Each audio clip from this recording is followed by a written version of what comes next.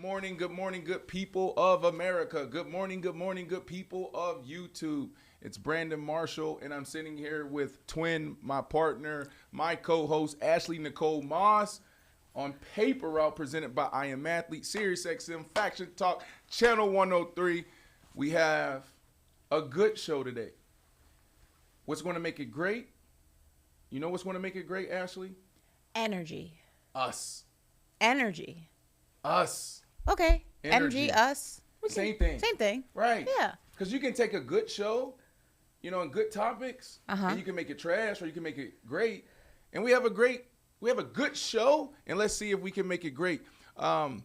Ashley, I want to talk about Dak Prescott. Yesterday we had a unique show. Hold on. The chat wants to know if you've been working out, if you just finished working out, like what's going on here. They have questions before you dive into it. So let's do this. Let's go to my app. Let's type in, or my phone. Let's type in weather. Let's go to Weston, Florida. It's 91 degrees. So what does that mean? Sun's out. Guns are out. Oh, my God. You set me up. I was just asking the chat.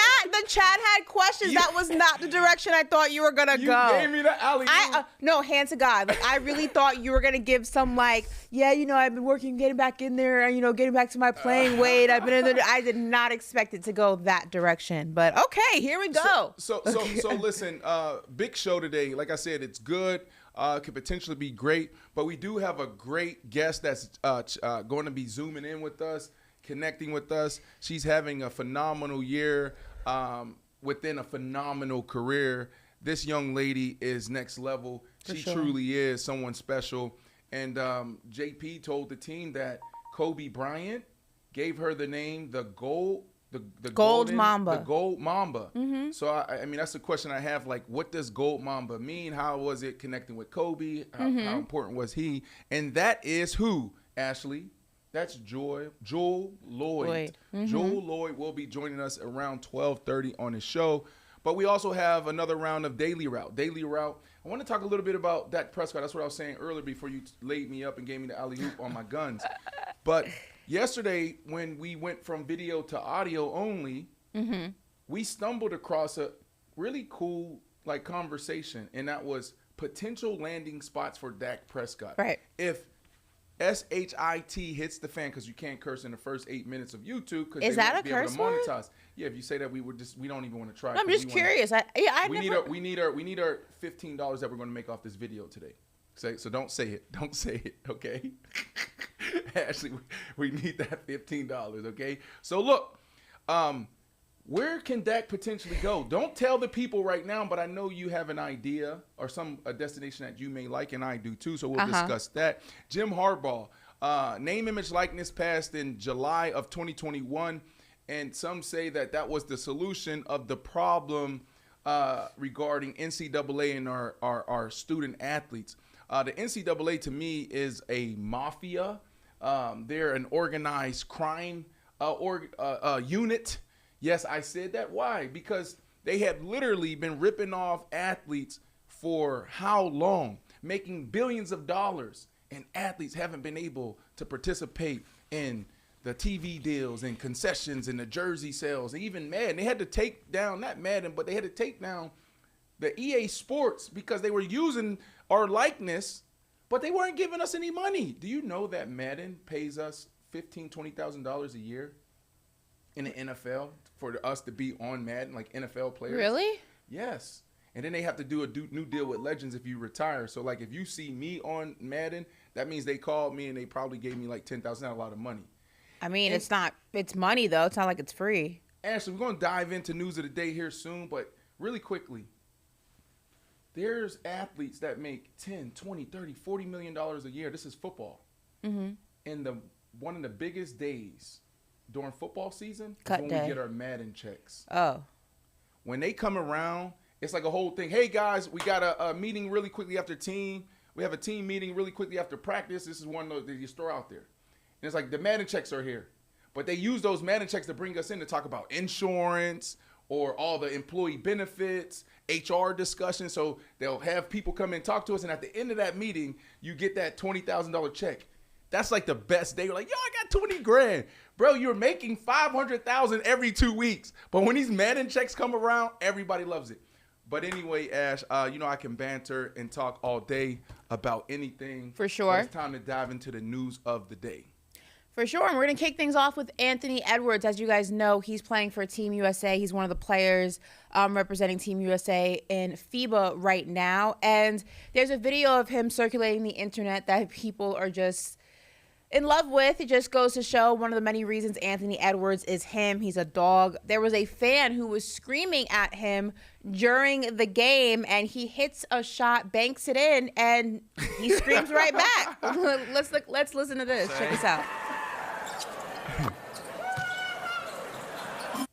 Yeah, so really quick, really funny. Anthony Edwards, we speak about this often. I'm a big fan of him, not just his game, but I also like his personality. He's young and he's youthful in terms of, the way he approaches the game and not taking it too seriously at times, which makes him fun to watch. And also, ever since he's got in the league, everything from saying he doesn't know who Alex Rodriguez is, who ended up becoming his owner or one of his owners. There was an amazing clip talking about all the sports he can play. Yeah, like he's a multi-sport athlete. He's good at everything. So he's really entertaining, but he's also a dog. He's also somebody who talks a lot but backs it up. And I say this all the time. He's, a young vet, meaning he just has the demeanor and just the swagger and the game of a veteran, but he's so young, which just makes it exciting as a basketball fan to wait to see what his ceiling is ultimately going to be. I think he has so much room in this league to grow and to get better and to be a leader and to be one of the best. And I'm just a big Ant-Man fan. I'm a fan. So, when I saw this clip, it's not much to it, obviously. It's a little quick little soundbite, but I thought about all those things that you talked about and then some more, right? Mm-hmm. Anthony Edwards, right? Like, I'm like, damn, maybe tomorrow we can play, true or false type of thing. So I'm going to ask you this question about Anthony Edwards. Within 2 years, Anthony Edwards would be a top 6 player in the NBA. True or false? And what I mean by player, it's almost like impact. It's you're balling on the court, but you're one of the faces of the NBA. That's such a weird number, top 6. Yeah, because like top 5 is hard. Luka, Joker, Embiid, Giannis Antetokounmpo. I really want to say top 10. Antetokounmpo? How you say Antetokounmpo? Antetokounmpo. Tua Tonko Valalola. Oh Lower. I can't be chopping up people's names. But it's hard. Like just like top 10, right? Like he's balling because now we talked about this a couple weeks ago. He's balling on this team. And it's like he's almost using this as a platform to propel himself into that next, that next space. Like he's evolving. He's going into greatness. And everybody loves him. I don't know. I mean, top 6 is such a weird number for me. But if I had to say like top 10, I think that's a strong possibility. True or false? I would say true if it's top 10. But top 6 is, first of all, it's a weird number. And you're also, going against guys who've won chips and things like that. I think that is solidified for top 5. LeBron will probably still be in the league.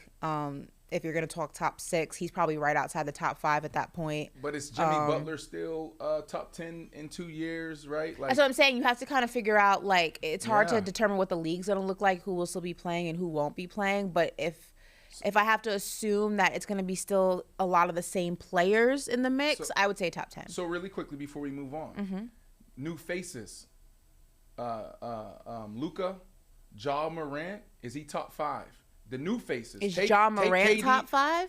No, Anthony Edwards, a part of the top 5 of new faces. Take KD out, take LeBron out. Is now Anthony Edwards a part of that top 5 new faces? I guess, yeah. I mean, if we're going to separate it like that, I mean, that's a hard... Yeah, I've never actually really thought about it like that. It's either top 5 or not. You know what I mean? Well, for me... up and coming? Well, I think about in NFL, right? It's like, Tom Brady, Peyton Manning, the Drew Breeses of the world, they pass the torch to Josh Allen, Patrick Mahomes. Oh, I mean, you know what I mean? Like, who's carrying it now? Got it. Okay. Right, that's why I looked at it. Hey, I got some news of the day. It's when you read the headline, it's like, well, this isn't really news. Why does this matter? But when you peel back the layers, like, oh, this is big news, and let's discuss. Okay. Colt McCoy from the Arizona Cardinals was cut yesterday. Can you tell me why that's big news, or why that could potentially be big news? No. Well, let me tell you. Okay, so they trade for Josh Dobbs, quarterback that was in the Cleveland Browns. They trade for him. People are like, what happened? This was unexpected. Then they also thought that, Colt McCoy was going to be the guy, and they thought Clayton Tune was going to potentially come in and start. But, oh, no, they cut him. So now there's speculation, or there's conversation amongst people in the NFL fraternity, sorority, saying that the Colts are the Arizona Cardinals are putting themselves in position to tank.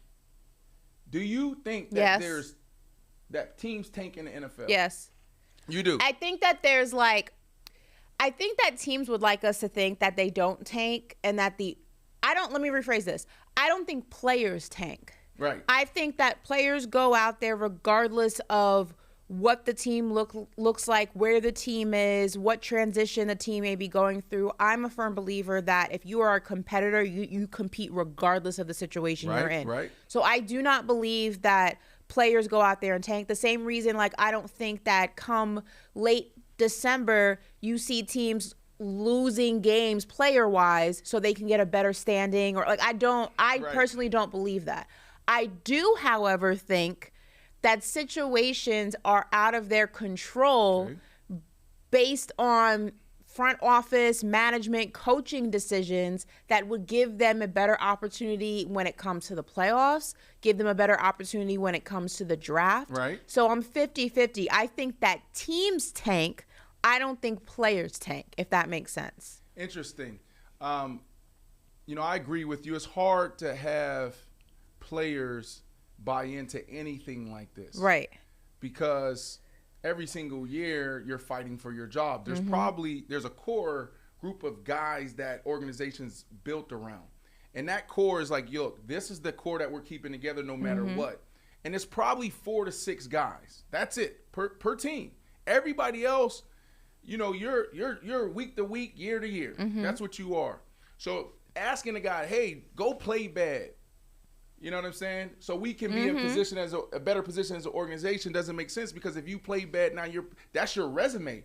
Your film is your resume in the NFL. But Ashley, you hit it on the head. Organizations are going to make different moves, roster moves, to put themselves in position. Not only roster moves, but how many times have we seen this in game? And I'm not a conspiracy theorist, but sometimes, no, I'm not. But sometimes, if it walks like a duck and quacks like a duck, it's a duck. How many times have we seen in games, and you can speak to this playing the sport, have you seen a coach or a coaching staff make a really what the hell decision in the middle of the game? And in hindsight, you're like, that's NBA. That's not NFL. We've seen it in football. They don't go for it on fourth. And you're like, why the hell would you not go for? Like, you've seen it here and there where you're just kind of like, I'm not saying they're tanking, but I'm also not saying that they're not. Like, this is a little suspect. I've seen it. Listen, that's bad business. The next news of the day is bad business as well. It's kind of like, a little sad story, because it's cut down day. There's going to be over 1,100 guys cut, I believe, today. Wow. Teams, 32 teams got to go from 90 guys that's been in the locker room, in the offseason program, in OTAs, in mini camp, in training camp. They got to go from 90 to 53. Okay? This is a big day, a bad day in the NFL. They're going to walk in, Ashley, and they're going to say, Ashley Nicole Moss, well, you'll probably be a core. I say you're part of core. I'm core. Let's for say sure. Keon. Damn, Keon, that's crazy. Go to Keon, bring your playbook. Keon, bring your playbook. Bring your playbook and your iPad, because that's where we now we right, like the Microsoft bring Surface. Bring your playbook and your iPad now to the coach's office, right? So now you go up there, and they say, man, thank you so much for everything you've done for us. This is the direction we're going, so we're going to have to let you go. We've seen this play out on Hard Knocks year after year after year. But then Keon walks out, no playbook, no iPad, dreams crushed and shattered. No confidence shattered. You see him And in the he walks hallway. back- You're like, yo, what happened, dog? And he walks back in the locker room. Ashley, he walks back in the locker room. The locker that he's had for 4 or 5 months. He got a picture of his little baby right there. He got his girlfriend sitting here, right? Got his mom picture back there. He got some inspirational quote that he's held on to, throughout high school, college, and in the NFL. It's sitting there. This is what he looks at and reads every day. Words of affirmation. He has to take all that stuff down, all the cleats, all the gloves, and put it into a black garbage bag. And that's how you leave after being cut. Damn. So it's cut down. It's day, like the but walk of also- shame. It's black garbage bag day. Yeah, and it's definitely the walk of shame. You gotta walk out. You got this bag. I just envision You gotta be like, bye guys. I just envision All right, homie. I just envision like the locker room like filled with guys. It's noisy. Guys are talking, maybe playing cards, maybe like whatever. It's just a noisy locker room. And in walks this guy, and then he starts taking stuff out of his locker, and the whole locker room goes silent. I don't know and why just I'm laughing. and just stares at him as he's packing up his No. garbage bag. No, it's the and opposite. And then they like trying not to make eye contact, but then they're also looking, and then he starts walking away, starts dapping people up, and you're like, all right, man, be easy. Keep your head up, brother. Hey, no, Keep your head listen. up, dog. Keep your head up, big dog. It's gonna be all right. And it's just like awkward silence. Like it's not funny. Why are y'all laughing? Listen, I'm laughing. Let me tell you why I'm laughing. I played 13 years in the league, and I shared this story in our production meeting. For 12 years, 11 and a half years, I was one of those core guys, making a lot of money and knowing that I always had a gig. Always. Didn't even have to think about that. Grim Reaper, the person who comes to get you in the locker room, say, hey, you got to go meet coach, right? Give me your iPad, bring your iPad and your playbook. Like, I don't even know that person. I never even met that person on the first couple teams I played on, right? But then the Giants cut me. Damn. Hey, B, we need to see you. Damn. And then the Seattle Seahawks picked me up. Coach Pete Carroll. Hey, B, come up here. I gotta talk to you. Damn. We tried to trade you to the New England Patriots, and we thought it was going to happen, but it didn't happen. So we got to let you go. So you had to have a black garbage bag day? It's not done. And then I'm on the street for a month. I'm worried. My career is over. It's done. And then the Saints give me an opportunity. I'm there for a month. I'm sitting there. Damn. Finally in the wide receiver room after being there for a month, thinking I'm about to play this week finally. Knock, knock, knock, knock, knock. Who peeks in? Coach Sean Payton. What the hell is he doing on this floor? He's never on this floor. Hey, B, I need to see you. In the hallway.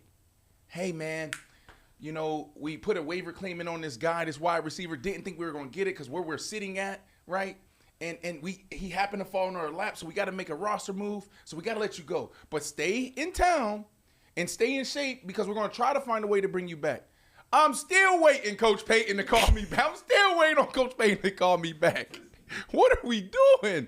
So, yes, I had several. I don't do the black. Hold on. Let me go back to what you just said, Ash. I don't do that black bag thing. I don't do it. You know what I do? Just throw it in the trash? Man, I'm jumping right in my Rolls. I jumped right in my Rolls Royce in at MetLife Stadium when I was with the Giants. The same thing with the Seattle Seahawks because I shipped the car. And the same thing in New Orleans living in Uptown. I jumped right in my Rolls Royce Wraith. And then I called the team. I said, y'all ship that shit. We had it 8 minutes. Wait, but I have one question. When did you decide, like, how long did you actually wait till you left New Orleans? Like, he said to wait and just kind of, were you like, all right, I'm going to give it a week and I'm going to stay? Like, how long did you actually stay until you were like, nah, I'm out of here? Like, he's never calling me back. Because it was Christmas time. So you left after the New Year? My family was flying from Seattle. They were still in Seattle. Oh, okay. So they flew in, and we spent Christmas time in New Orleans. That's nice. My twin babies, Yeah. right? And so we're doing that. But the first 4 days I laid in bed, and I had an out-of-body experience. I had an out-of-body experience because in 2014, I spent my whole offseason at Harvard studying transition. Mm-hmm. Long story short, content and commerce came out. So I was already in a position to, like, for this time. And I laid there, and I was like, oh, shit, this is what they're talking about as far as, like, that how hard that transition is. And I'm like, I'm a guy that have big money in the bank. Everything's paid off. Mom's crib, wife's mom's crib, no debt. And I got a TV career that I'm about to walk into and make $3 million, $4 million the first year. right? And work my way up to, and my vision was if I stayed linear, like how do I get to Michael Strahan making $20-30 million a year? And so I'm sitting here with this whole plan and things already in motion, and I was like, damn, it's over. And so that's why cut down day is also important, because some of these guys ain't gonna get another opportunity. But I do want to circle back real quick, and then we'll talk about another time. We'll talk about another time. Remind me when we go through the list of the NFLPA's post, I think later on in the show, to talk to you about that experience that you brought up as far as like how when guys got the bag and they walking out, what is happening in the locker room. Just makes me feel so sad thinking about it. Ain't nobody doing nothing. They just like, all right, dog, holla at you. Well, this doesn't make me feel sad. It just kind of pisses me off, and we're gonna discuss it. We're gonna break it down. Sean O'Malley, who you guys should or should not know, depends on if you're into UFC. He was on the Raw Talk podcast, and he spoke about his relationship with his wife, Danya. I hope I'm saying her name correct. And he said, quote, "I can cheat on my wife because I pay for everything." He said, quote, "If I get a little PUSSY on the side, what does that have to do with anything? I have testosterone running through my veins. It's simple. I treat Danya like a queen. If I wasn't paying for everything, if I wasn't, successful in any sort of way, and I was just like maybe an average Joe, I probably wouldn't. It probably wouldn't be fair. But I'm an effing King Kong, baby." Effing King Kong, baby. King Kong, like the gorilla, King Kong, like King Kong. Yeah, I never heard a man say I'm King Kong. Like, yeah. So, granted, they are in an open relationship, so this is an agreement between his wife and himself. But think about what you go ahead, finish, and then I'll respond to it. I just feel like, one, if you're in an open relationship with you and your wife, that's an agreement that you guys have come to terms with together on your own. I just feel like this is a disrespectful way of bringing people into what the like you being in an open relationship is one thing. This is highly disrespectful. You're basically saying because your wife doesn't have anything for herself in a monetary value, she had no choice but to be in an open relationship because you were going to do this anyway. So because that's clearly your mindset, which pisses me off because it's like, I feel like, again, if they agreed to those terms and that's their relationship, cool. But I feel like a lot of men with money have this mindset. And unfortunately, a lot of women will get into relationships with men with money because the money is attractive. They don't have that for themselves. They don't have their own careers necessarily, or if they do, it's not in the same stratosphere as what the man with money can provide. And they kind of allow certain things to transpire that they probably wouldn't be okay with if the guy worked at like a car dealership. You know what I mean? It's the yachts, it's the private jets, it's the vacation. And it's like, I've never been somebody who was willing to sell my soul for a Chanel bag. So it's hard for me to fathom allowing a man to disrespect me and cheat on me. Not necessarily even speaking about this because, again, their relationship's open, just in a general consensus of thinking. It's hard for me to fathom allowing a man to cheat on me actively and knowing about it because he buys me things. Like, if you don't get out of my face, like, I am crazy. I will punch you. Like, we can fight. Here's the thing. When you read his statement and you got to the first part where he said, when you mentioned that they're in an open relationship, I quickly said, oh, then they're good. Because if you sit down with somebody at the beginning, whether you're dating, you're married, and you say, what is this? And you guys define that and agree on that. Keep it to yourself. Well, that's a whole nother conversation. But if you agree on that, that's what it is. But I do see what you're saying, where the problem lies in this situation where he said we're going to be it sounds like he's saying that we're going to be in an open relationship because I have money. right? And I do think that's degrading. Even that, Brandon. But there's a lot of people out there practicing some weird things. Listen, listen, if you want to be in an open relationship, that's your prerogative. I'm not married, so I can't even go ahead and dissect if that's right or if that's wrong. I don't know what it takes to make a successful marriage. Maybe for some people that's the route they want to take. Cool. But I feel like if you're in an open relationship with your wife and that's a decision that you guys made, whether or not she had a choice in really actually deciding that or not, this describing of it is disrespectful. You're talking about you can go ahead and get other women because you make the money, and what is she gonna do? And you're King Kong and you have testosterone running through. Like, yeah. Why was all of that necessary? Why couldn't you just keep your mouth shut and just like, we're in an open relationship and go about your business? Well, you know why? Because a lot of athletes too take on these like what are they saying? These alter egos, and they create these personalities. And a lot in fighting, the fight game, combat sports, you see them like they don't have this big engine around them, machines like the NFL, the NBA. So for you to break through, you can't just be a great fighter, you have to be a great entertainer. So if you watch, he just had a huge win, huge knockout just 2 weeks ago. And so when you watch how he conducted himself leading up to that, then after you can say, oh, he's trying to build his brand. And, you know, he did something on Pat McAfee's show where they brought him in and he's in a hot tub smoking weed. You know what I'm saying? It's just like he's trying to create like his version of Conor McGregor, his version of Floyd Mayweather, and maybe this is a part of it. Like, I'm this. That's cool. If you want to go around as like what Denzel Washington say, I'm King Kong, and you like that's cool. But my thing is like, this is gross. Maybe some of the money you're using on your side chicks, you should invest in like therapy and ask yourself why you have mommy issues. Side chick, you Ashley, clearly have. It's not his side chick if it's an open relationship. Well, whatever. Your chicks, like this maybe chick. less of that money should be spent on your many chicks and more really diving into your psyche and why you have mommy issues, because like that's not normal. It's not normal behavior to like have that like. You interviewed him. Why ain't you? I didn't know this when I interviewed. I interviewed him like 2 years ago. I didn't know this. 2 years ago. It was December. No, it was when I was at January. Sports Illustrated. I thought we interviewed him Radio Row. I didn't. Oh, we did, but I didn't know this at Radio Row. And even if I did, that's not. Do your research. Even if he never said this, he hadn't said this yet. Even if I did, I'm not gonna insert myself in other people's marriage. But listen, I'll tell you this: there are a lot of women who are better than me because my mama ain't raised no fool. We can get into it if you want to. Like, listen, I'm gonna circle back to the cut down day, and let's throw this up if we haven't already. But it was Michael Dunn. Michael Dunn was the gentleman that was wished happy birthday from the Cleveland Browns. Okay. Because I never got to this point because we start getting into story time and reminiscing. Mm-hmm. Okay. But Michael Dunn, big offensive lineman, was wished happy birthday on the team's page, Ashley, and then 2 hours later they cut him.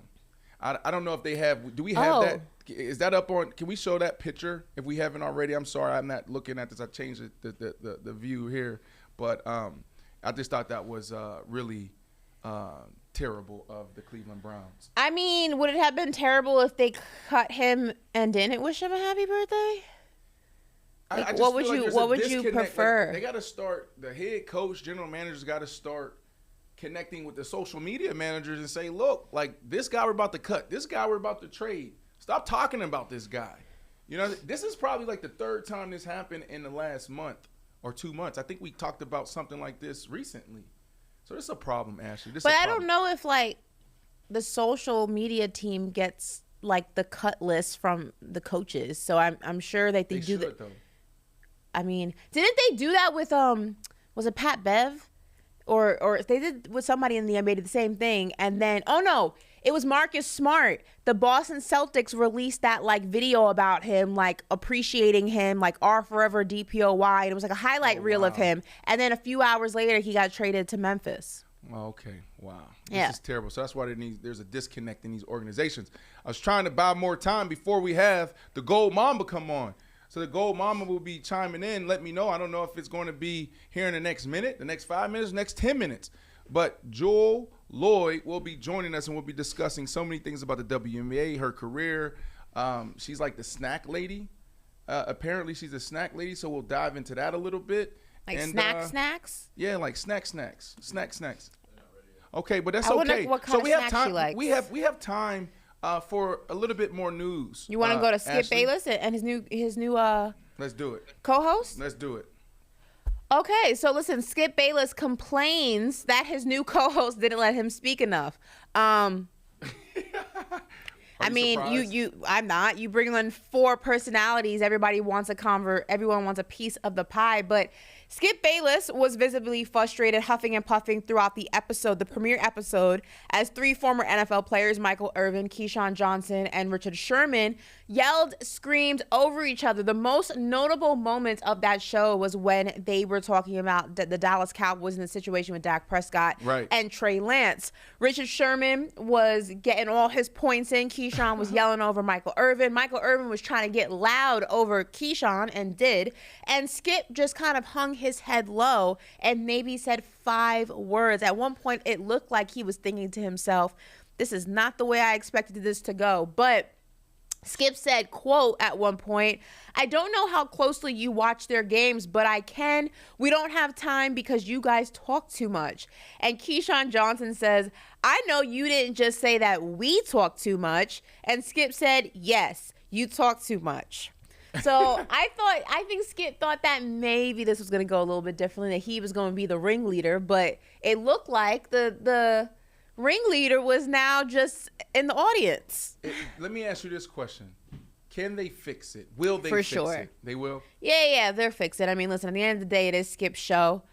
He's not going to take a moderator position on his own show. He's going to be in a position where he can get his points across and do so thoroughly.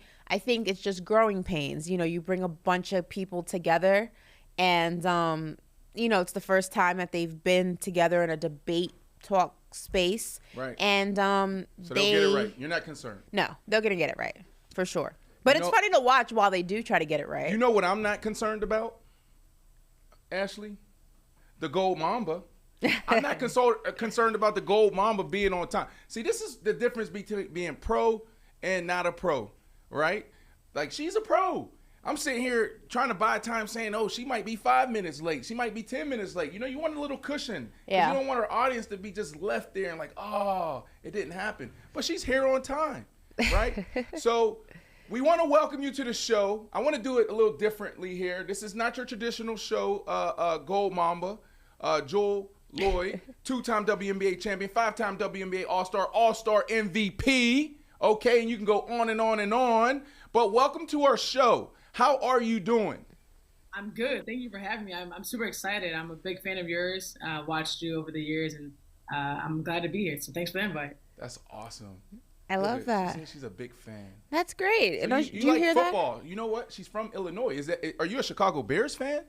I am. Oh. So that's what I'm saying. You did a lot for the city, and my friends and y'all watch you, appreciate you, and big fans. I love that. Before we jump in, Ashley, yes. I want to give her a proper introduction. I do like obnoxious intros, right? And I write them out. So I put a lot of time in it. So we don't have a budget to have a teleprompter where I can read and it looks like I'm into camera and it's coming off my dome. So I just write it down. I just keep it organic. But really quickly, before I give you the proper introduction, who's your all-time favorite Bear? You got to pick one. Who is it? I think the Bears may have like they're up there with like your accent's funny because you say beer, but it's bear. It's the same thing. Bear. I understand it. I'm gonna have to say Walter Payton. No. That's I mean, I feel like that's the best one, you have right? To. I mean, Chicago. My parents from the South. You know, it's all that. So, yeah, no, I think I have to say Walter Payton. No offense. No, that's good. No. I think they did the top 100 and I was like 80 or something. So hey, you're on the list though, Brandon. I should be top 20. That's how I feel. But anyways, are you ready? Gold Mamba, are you ready for this intro? Are you ready for my obnoxious intro? Ashley Nicole Moss, here we go. Ladies and gentlemen, welcome to the best part of Paper Route. This show, I want to say I'm thrilled to have a true basketball powerhouse joining us today right now on YouTube. We are YouTubers. She's a name synonymous with excellence on the court, a 2-time WNBA champion, and a force to be reckoned with in the world of women's sports. Today, we're privileged to sit down with the only Jewell Loyd, whose journey from college hoops to professional stardom has inspired countless aspiring athletes like myself. And Ashley thinks she's a athlete, but she's a competitive athlete sometimes. Get ready to delve into her remarkable career, gain insights into her training philosophy, and explore her thoughts on the evolving landscape of women's basketball. It's an honor to have Jewell share her experiences and wisdom with us. Let's jump into electrifying conversations. Ashley, 1 to 10, how did I do? Jewell, 1 to 10, how did I do? I do like the best. Right. Everything. I mean, you're getting me ready. I'm ready to go play a game right now. See. You were very like Ringling Brothers, Barnum and Bailey, showmaster. You gave me a very Broadway feel to it. So good job. Okay, thank you. See? You're welcome. All right, let's dive in. You ready to start? We can get into it. Serious? You ready? You ready? Go. We only got like 20, 30 minutes worth. Okay, go ahead. I just wanted to make sure you got that out of your system. You good? I'm good. Okay, well, Jewell, listen, Mamba Day just passed, and you infamously have the name, the Gold Mamba, and you got that from the late Kobe Bean Bryant back in 2015. I just want to kind of go through that nickname for people who are unfamiliar with the backstory, and then also if you can share one of your favorite Kobe memories that you have of the late legend. Yeah, no, definitely. I've been a huge Kobe fan all my life, and I was very fortunate to get tickets to go see him. After that game, I sat right behind the bench, and he's looking at me. I'm looking at him like he's looking at me like it's so many people out here, but he's maybe he knows me, maybe he doesn't know me. I was young at the time, and I think my dad talked to the coach, one of the assistant coaches, before the game. Was like, yeah, like we know Kobe, like jokingly. Later that night, he ended up following me on Twitter. I'm going nuts, like insane, running back and forth to my house, like no way, like there's no way he knows me. There's no way this is actually happening. So then right after that day, I literally started just hitting up with questions. How do you do this? What is this? What do you think about? And he responded. And right away, we ended up just connecting on just a whole nother level. He became my mentor for many, many years. And then I went out to go see him. One of the games, he actually was injured. And he brought me back during halftime of that Lakers game. Wow. And right away, he just started talking. He's like, hey, I believe in you. Anything you need, just let me know. Let's get in the gym, all these things. And from that day, I kind of looked at him as I left. I was like, so, like, am I in, like, the Mamba school? Like, he's like, yeah, I'll see you later, go Mamba. And I was like, wow. What? Like, seriously? Like, it was, like, just mind-blowing. Like, my mentor, this person I looked up to, watched, studied, is now, deeming me this name. And I know that name doesn't come, it's not light. It's a big burden to carry, and it's something that he doesn't obviously throw around to anyone. So having that name and knowing that I'm living out, our legacy, the legacy he wanted me to fulfill, it's meaningful. And, I think about just our workouts together story. I flew out to LA with my brother to work out with him, and he's like, yeah, I'm in LA, come out and see me. I'll text you when we're ready to work out. I was like, okay, like, here's my flight information. So, I land. I text him, like, hey, like, I just landed. He goes, okay. And I'm like, waiting, like, so are we going to work out? Like, what's the game plan? Hours go by. It's like 10 o'clock at night. He's like, meet me here in like an hour. I was like, oh my gosh, let's go. Like, he was constantly keeping me on the edge. I was in LA for a week, and constantly, like, throughout the day, where it was a 6 a.m. text, hey, send me a location, be at the gym. It was like constantly tracking me. And I was like, this is next level. Like, I can't sleep. Like, what if he texts me, when I'm in my REM sleep, right? Like, I got to be ready. It's like all these things. And so he was constantly testing me, but he was also pushing me. And he was one of the, very first people to really tell me to really chase my dreams. And, I was ready to leave college early. He helped that decision a lot. He also believed in me. And so for a young female who has been watching their idol for so long, to have him believe in me and, like, trust me and bring me into his family meant everything to me. So it's been an honor to be a part of that, to live out the legacy and kind of just, fulfill the thing he always told me to do was be creative, be epic and be creative always. So I'm just, it's just an honor to just have that and to kind of live it out. I absolutely love that story for two reasons. I think it just continues to speak to the work ethic, the Mamba mentality of Kobe Bryant, but also, this being 2015, where he gave you this nickname, right. I think that for people who were unfamiliar with how much of an advocate, how much of an ally he was when it came to women's basketball, this just goes to show that before, he was up front and center with it while he was in his retirement phase with Gigi, he was behind the scenes inspiring and coaching and just being an ally to a lot of women in the sport. I want to ask you rather, how much an allyship from a leading player like Kobe, or I know Kevin Durant also is very big in women's basketball, what that means to the advancement of women's basketball as a whole? It's huge. When we're talking about real hoopers, and you talk about Kev and Kyrie and Kobe, and they look at women hoopers as hoopers. It's not just, oh, she's a female, she hoops, oh, she's a woman, she's a girl.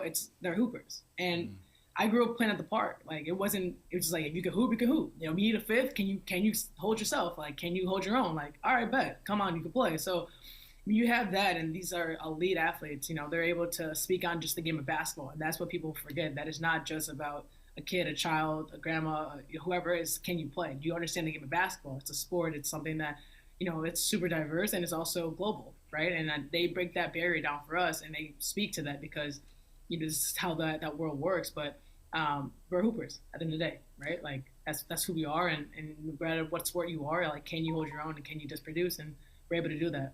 Jewell, I want to go back to that moment that you had with Kobe at halftime, and taking you back to the locker room, and when you walked out, he said, "All right, Gold Mamba."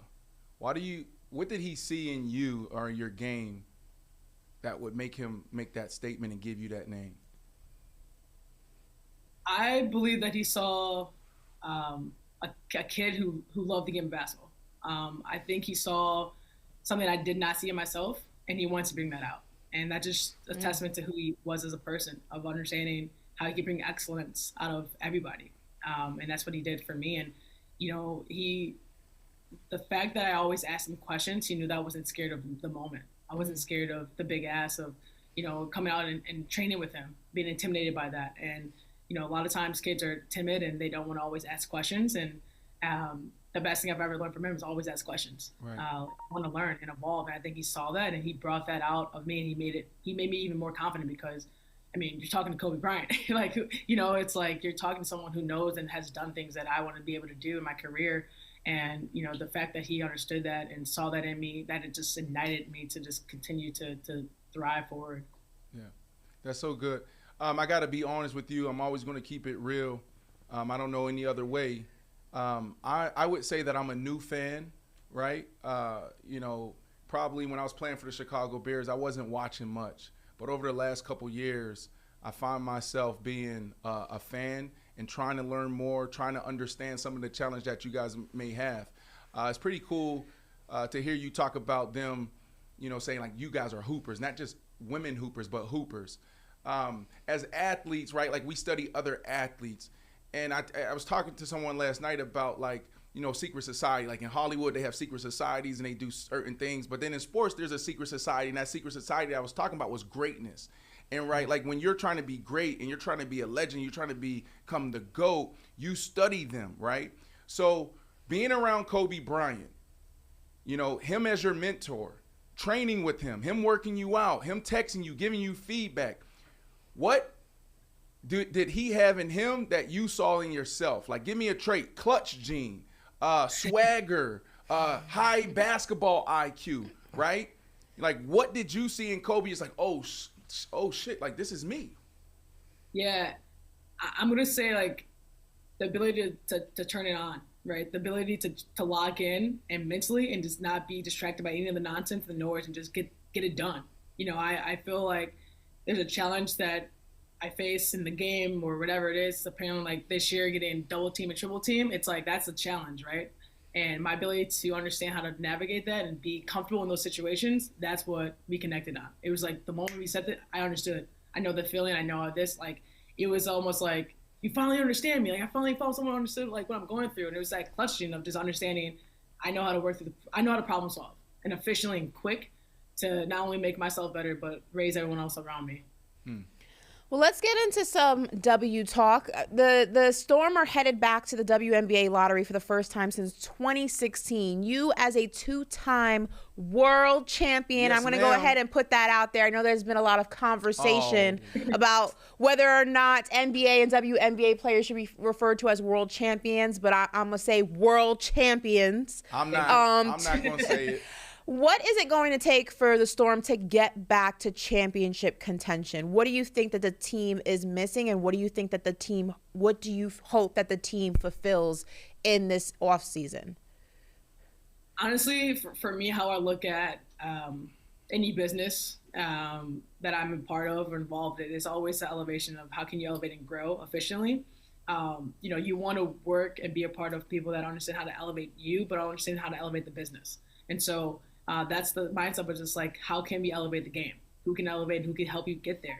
And that's what I like to look at when I'm looking at even college sports or whatever. I'm seeing what player can help elevate this team. Whatever management, what social media person can help elevate. And so that's the mindset that you have to go into when you're trying to grow a business and main, top tier is you're constantly evolving, you're constantly growing. And that's what not just the Storm, but the WNBA has to get to.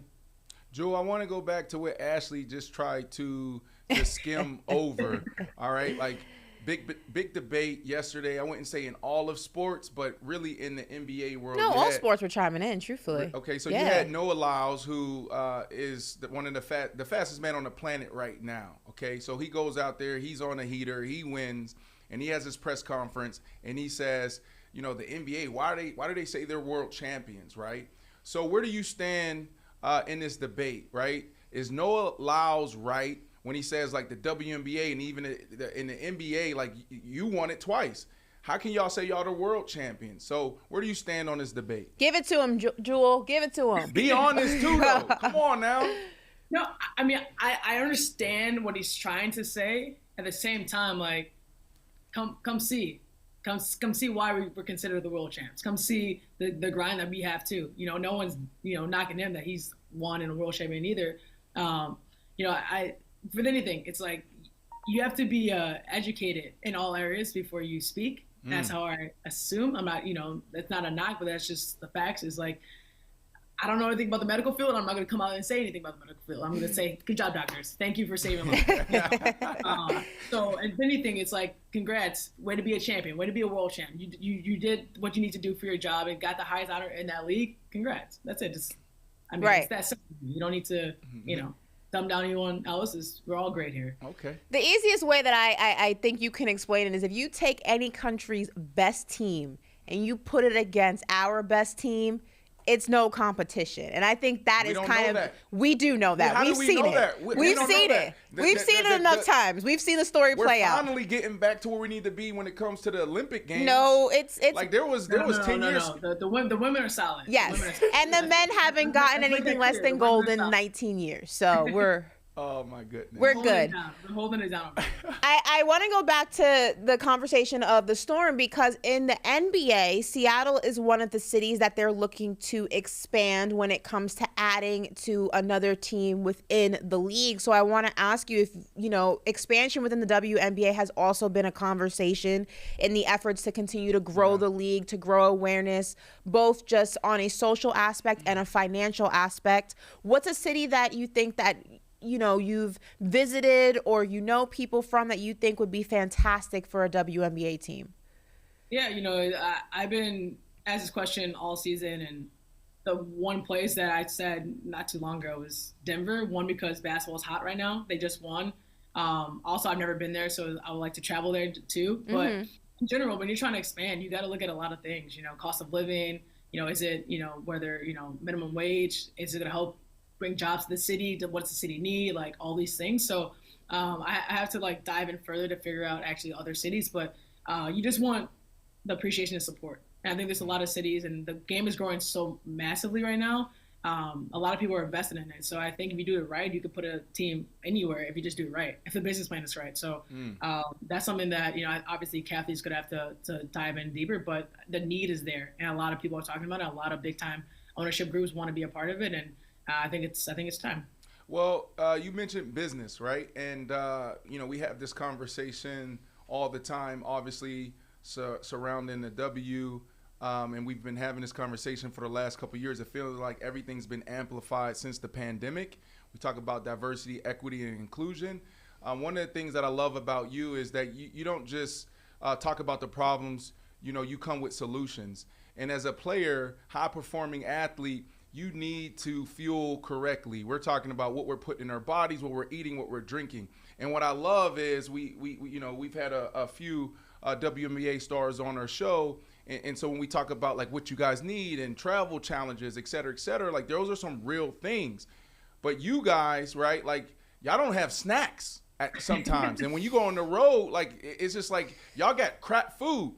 And what's cool, Ashley, I don't know if you saw this story, Keon, I don't know if you guys saw this story, but you saw an opportunity to become the snack lady. And snack manager. And turned that into a deal with GoPuff. Like, yo, that is so dope, where it's like, yo, we need snacks. This is not right. So whether it's a home game or an away game, GoPuff comes and delivers exactly what you need. Talk to me about how that came to be. Honestly, it was that simple. It was like I walk in the locker room, I'm looking for snacks that I want and things that are not expired, things that I need. I'm like, I don't have what I need. I call my agent, yo, I need some snacks. Like, what can we do? I'm like, I use GoPuff. Okay, boom. It was just like that simple. But like you said, like we're constantly traveling all the time, and we're thinking about our shoes, our recovery. What do we need? Like, all this stuff. The last thing we need to be worried about is, do we have snacks? Do we have water? Do we have protein shakes? All these things. So the ability to understand, like, well, one, two, like for our team, and especially in Seattle, we're young. A lot of players coming from college, different backgrounds. So nutrition is not taught. So what's the better way to show them, hey, these are the snacks you need before, during, and after practice? Like, I could bring this to you, teach you how to do your nutrition. That's a benefactor of that. But also too, it's just when we travel, especially from Seattle, we go to New York or whatever it is, we get up so late. Everything's closed. Like, we don't have anything. So having GoPuff is like clutch, because it delivers right when we need it. Everywhere we go, it's there, it's available in all the big cities. It's just convenient, and I'm all about efficiency and convenience, and that does the job. Yes, one of the reasons why I brought it up, because we talk about business a lot on this show, and athletes owning, their moments and their content. And so, like, can you talk to me a little bit about, like, how did this turn into a partnership with GoPuff? I believe it turned into a partnership. Did they hear this story and reach out to you guys, or like, did your team put together a proposal? How did that happen? Yeah, no, I'm huge on partnerships and finding good partners in general. Just having good people. Want to work with good people, and we reached out to GoPuff, and they hopped on right away. They were so excited to work with me to help grow both platforms, both programs, and just serve. I mean, that's really what it is. It's a great service, but we're also serving people with it. And it's not just about the basketball side of it. I know I can do a lot of great things outside of just the giving back to the kids I work with, whether it's in Chicago or Seattle or wherever, really. But that's really what it is. It's being a part of something bigger than myself, bigger than just snacks, because I don't think that's like the main the main source. But I think it's just understanding how to give products and local products to many people that need it. And that's really kind of what it stems from. So it's not just basketball, but basketball is usually the vessel for it. But I know we're going to do a lot bigger and better things beyond that. So I'm always big on being a part of, partnerships, ownerships, leaving a legacy for my family as well. Well, the story of how the partnership with GoPuff kind of manifested just speaks to a larger issue of the drastic difference in just amenities and focus on the intangibles that athletes need to do their job, and the difference of that in the NBA and the WNBA. And we've spoken to a bunch of athletes, WNBA athletes, across the season, and everyone's been in agreement that this has been the most explosive WNBA season from start to where it is currently. The games have been incredible. They've been high scoring. Attendance is at an all-time high. Viewership is up. And yet there is still just pushback from a lot of people saying that the W does not have the same amenities, the same privileges as the NBA does, because it is not profitable. We've seen the numbers. We've seen it's continuing to grow. Yep. So your pushback on that is what?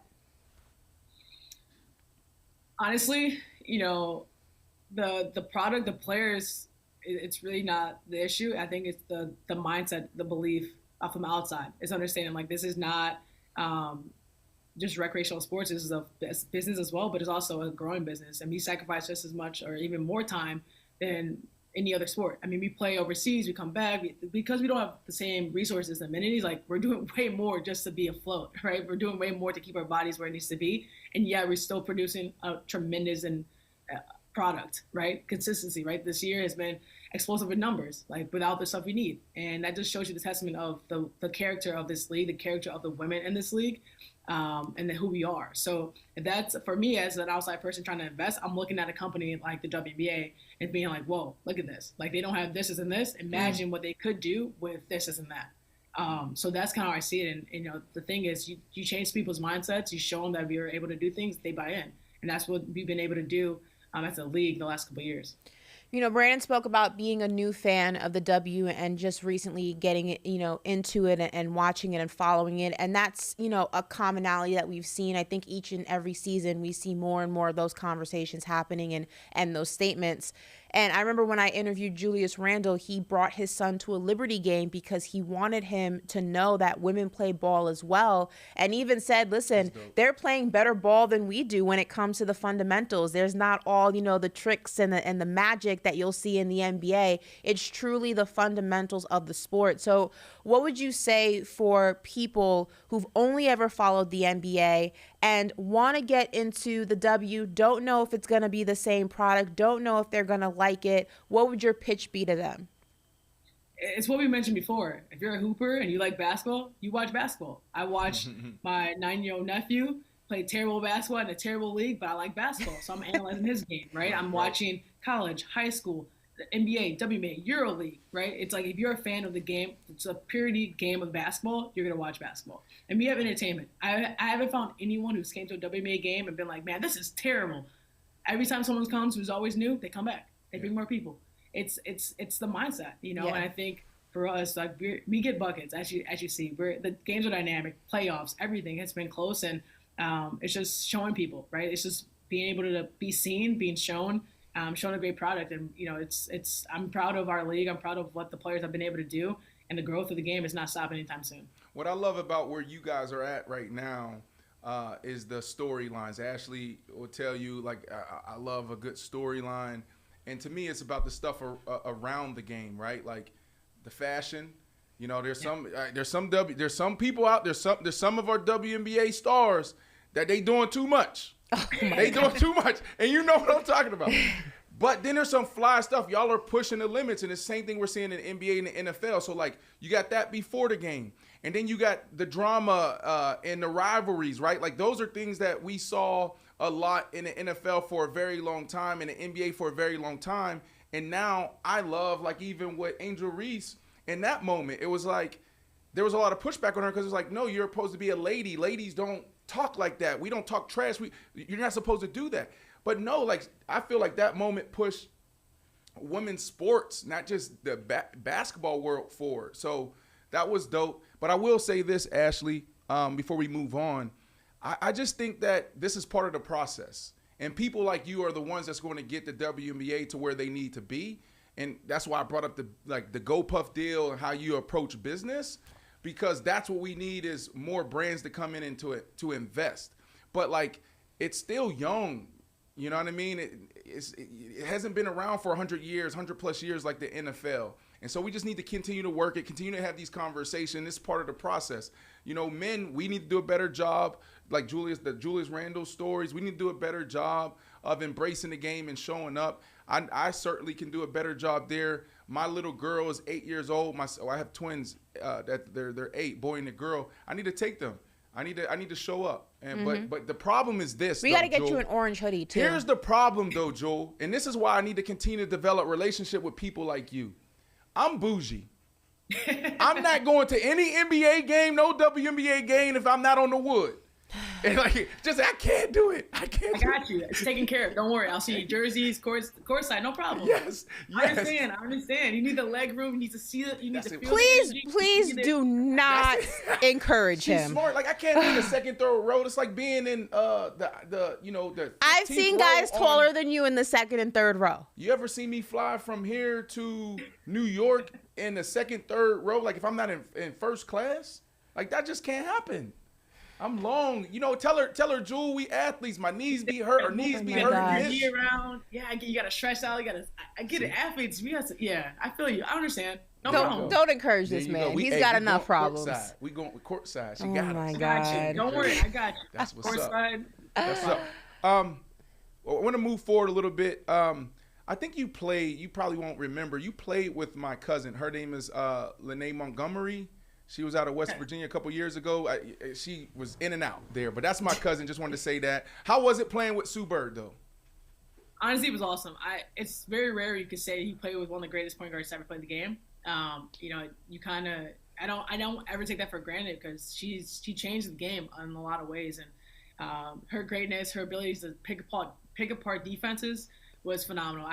It's unreal how fast she can just understand that and see it so quickly and just do that. But she's awesome. She's a great friend of mine, and I'm happy to see her enjoying retirement and just living her best life because she gave everything she had to the game of basketball. So it's awesome to see that. I'm very blessed to have played with her. Absolutely, for sure. So before we let you go, because we know we have a few more minutes with you, my biggest question is this time next year, what do you want to see the W look like? What do you want the Storm to look like? Where do you want to be professionally looking forward to the next season? I just want to see progression. I want to see an evolution. I just want to see success, honestly. But success looks different to a lot of people. Whether it's, being an all-star, whether it's just winning a gold medal next year, whatever it is, you want to see progression because progression means that you're evolving as a human, as a player, as whoever you're trying to be. And that's what we need in general. You have to get better in those ways. You have to be able to push the system and push the needle. And if you're doing that every year, that means we're getting better. And that 1% could really change a lot. All right, before we let you go, we got to get messy. No. We were having such a nice conversation. It was civil. It was polite. Why do we have to get messy? This is my homie. She said she's giving us courtside. This is my homie. You can do it. Okay. All right. Look, and we talk about diversity, equity, inclusion, and equality. So we got to do it. If we're going come on, let's do it. I have no idea where this is going. So this is either going to go really left or really right. I have Simple. No idea. It's really easy. Give me your top 5 all-time WNBA players. Okay, that's easy. But it's kind of messy. She knows, she's going to leave somebody out, and somebody's going to be mad. I was going to be left off, and I'm going to have to get a text message in a couple minutes. Why did it make the list? So, yeah. Right, take your time. We're on YouTube. We're on your time. So, Does it have to be in order? Because you just name her top 5. No, it has to be in order. This isn't ESPN or FS1 where we have ads about to roll in, got a commercial break. So take your time. Give us your top 5. Okay. I mean, in order is tough, to be honest with you. But diplomatic. I know. I'm going to go with Coop. Mm-hmm. I'm going to go with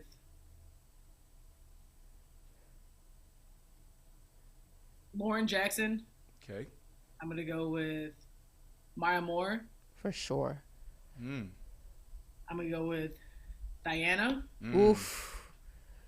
And then I can't pick myself, right?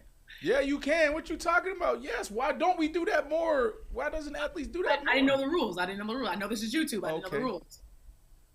I'll put myself up there. Why not? Yes. Okay. So that was 1 through 5. So 1 being yourself, and then everybody else is 2, 3, 4, 5. Correct? You have to count yourself first, right? I don't knock it. I love that. Damn. I know we gotta let you go, but who do you mimic your game after, or who inspires you when you was coming up? You're like, yo, this is kind of like my comparison. It could be on either side, WNBA, NBA, mixture of both. I watch a lot of Diana. I watch a lot of Kobe. A lot of AI, D Wade. Those are players I watch probably the most. I love that. We gotta let her go, Ashley. We gotta let her go. Okay, so let's do this. This is how I want to end this segment with you. Thank you so much for coming in. Sorry for being obnoxious with my introduction, but I just want I just want to make you feel home. Paper route. Please go on YouTube, put it up in the locker room for us. And we'll continue to support you. So you have this GoPuff deal. So if Ashley and I send you our order, will you actually get GoPuff to deliver us some lunch, maybe next week or something? Absolutely. Okay. We're friends now. We're together in this. That's easy. Okay. You guys support me. I support you. We're all in this. So Dope. Send me the order. All right. So we're gonna reach out to Lindsay, who helped set this up. Thank you, Lynn. She's doing a phenomenal job, just getting just the top athletes on our show. This is pretty dope. Thank you, man. You're a true legend, and you are top 5 on the court and off the court. Absolutely. Thank you so much. No, I appreciate you guys. Thank you. Bye. Recap time? Sure. Wow. I love the Kobe story, obviously. You know that's where I was going to go. Right. Kobe's my GOAT. Yep. I love the story for 2 reasons. Like I mentioned, you know, when we spoke to her, it speaks to his Mamba mentality. I've read his book several times. I've read Relentless, which his trainer, Tim Grover, wrote. And, you know, you just get a newfound respect for a player that you've watched your entire life, his entire career, but also just hearing how he is behind the scenes, hearing how that mentality is so engraved or was so engraved in his DNA, but he also wasn't afraid to push others to help them reach their greatness, even if that greatness wasn't the same level as his. And him just being an advocate from so many years ago, before we even saw him front and center with Gigi for women's sports. You know, there's a reason that there was only one Kobe Bean Bryant. I love that you started with that. You know, that was an amazing question. She gave an amazing answer and insight. You know, I wish I would have asked her how she's paying it forward, right? Because the more we talk to, you know, guys in different sports, soccer, basketball, football, like Kobe, definitely in basketball, like he really, you know, brought people into that Mamba mentality. But what they say, Mamba University or Mamba? Mamba Academy. Mamba Academy. Like he really was intentional doing that, right? But I wish I would have asked her, you know, like, who is she doing that to, right? Because she's the OG now. She's been in the game for a long time. Yeah. And I'm sure, you know, she has some cool stories of maybe there's a high school athlete out there or baller or a college baller or someone young in the league that she's like, yo, I see something in you, right? So, you know, I missed that opportunity, but I'm sure she'll be back because she said she's going to give us courtside. That was dope. You always begging. I know. I am a beggar. You're a beggar. Yeah, I smell like a beggar. Someone in the chat said it too. B. Marsh is the richest person I know, always begging. I smell like a beggar today. You don't smell me? What does that mean? For some reason, the last 2 weeks, I haven't been putting in it. I've been forgetting to put on deodorant. So I'm surprised you don't smell me today. I'm not close enough to smell you. Hey, let's keep it that way. Jesus. Woo. You're not wearing deodorant in 91-degree weather? Smell. No! Oh. Smell. Ah! I'm not wearing no deodorant. Jeez. You don't have deodorant here in stock? Nope. How did you guys feel about that? Any questions? You know, I would love to hear from the chat. You know, like we're going to continue to do this. I think tomorrow we have Caleb Plant coming on. Oh. And Caleb Plant, like obviously, lately he's been in he was in the news recently because of the whole situation with the Charlo brother at the Earl Spence. Are you going to ask him about that? Bud Crawford. Are you going to get messy? That's how I get messy. Let me tell you why I say that. Let me tell you guys why I say let's get messy, right? Top 5, that's easy to do. The reason why I say let's get messy because on the traditional outlets, they say they have to ask those questions, right?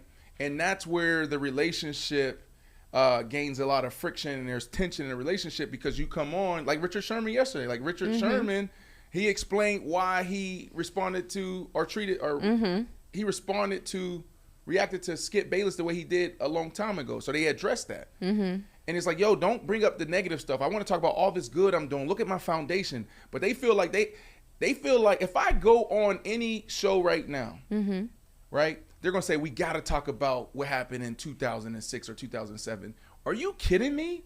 And so for me, there are certain things, like, because you talk about this all the time, like there's a difference between a personality and somebody that's journalism, et cetera, et cetera. So I do think there's a responsibility. And also your audience wants to know, they want to hear those questions. So for the way I do it to ease the question, I say, can I get messy? And so that's how I came up with messy because it made it a comfortable space to ask the question. It makes it a comfortable space to ask the question. Well, the chat thinks it's a comfortable. Like you. The chat thinks when I sit down, you ask me what happened. Yeah, you know what you did to me. The chat is also a comfortable space with you because they have a lot of comments about your lack of deodorant. Somebody said, Brandon, you're really a football player. You don't wash your hands and you don't wear deodorant. That's OD. No, well, someone said you should start a company that is called Go Sniff. Go Sniff. That's actually interesting. I'm actually working on the concept with a friend, a male grooming line. And this is not off to a hot start right now because yesterday I talked about how I wash my face. I don't have. Oh my God, we didn't even bring up the face. Yeah, you are starting a male grooming line. You don't wash your hands. I know. I'm just. You wash your face with hot water and a rag, and you don't wear deodorant in 90-degree weather, and you're sleeveless. I'm in a tough spot. You are Life is lifing right now. How are you a spokesperson for male grooming? I'm gonna get right. My skin's still popping. You know what though? You can't really smell me. But I will say that makes you perfect for the before and after. I wear a degree. I used to be a brute guy growing up. I don't know what brute is. Yeah, your dad knows. Okay. Is Jeff in the chat today? I don't think so. Text your dad, be like, Dad, you ever wore brute? Okay, I'm going to ask him. I don't know what brute. Keon, do you know what brute deodorant? Keon doesn't even know the 3 branches of government, let alone. Can you pass me my bag right now? Let alone brute. I might have some deodorant here. I'm a Degree guy, but Degree has this new women's deodorant that I'm starting to use. And thank you, buddy. And I'm really enjoying this, Ashley, but I'm just forgetting to put it on. Can you show the chat your bag? Key, can you do me a favor really quick? My bag. This is this is a Prada bag that I bought. Yeah, show the chat your bag. Keon, can you look in my bag in the truck right there outside and see that bottle? Because I want to show people what I'm wearing. This is my Prada bag. This is my briefcase. Why do I have to show them my bag? Because it's cool. They want to show this Prada on the side. Look how good this is. This is why you buy this stuff in quality. I bought this in 2014. It's in great quality. 2014, but this is my little briefcase. What do you think I have in here, Ashley? A bunch of papers. I got some cologne. Let me see what that smells like. Pass that over here. I'm gonna see if it pass my. Boom! I got. See if I can pass it. Mango Skin. Interesting. Right. I got this book, Men. I saw somebody in the chat that said that we should have kept that conversation going. This is good. You put it right here.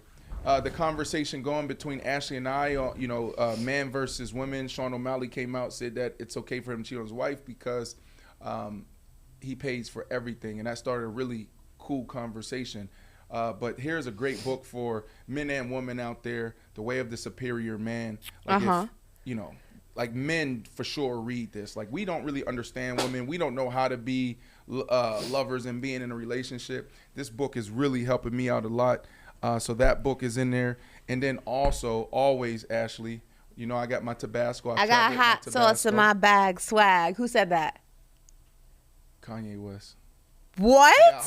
I got hot sauce in my bag, swag. That's like a Spice Girl? No, Beyonce said it. Oh, that sounds like a Beyonce. Yeah.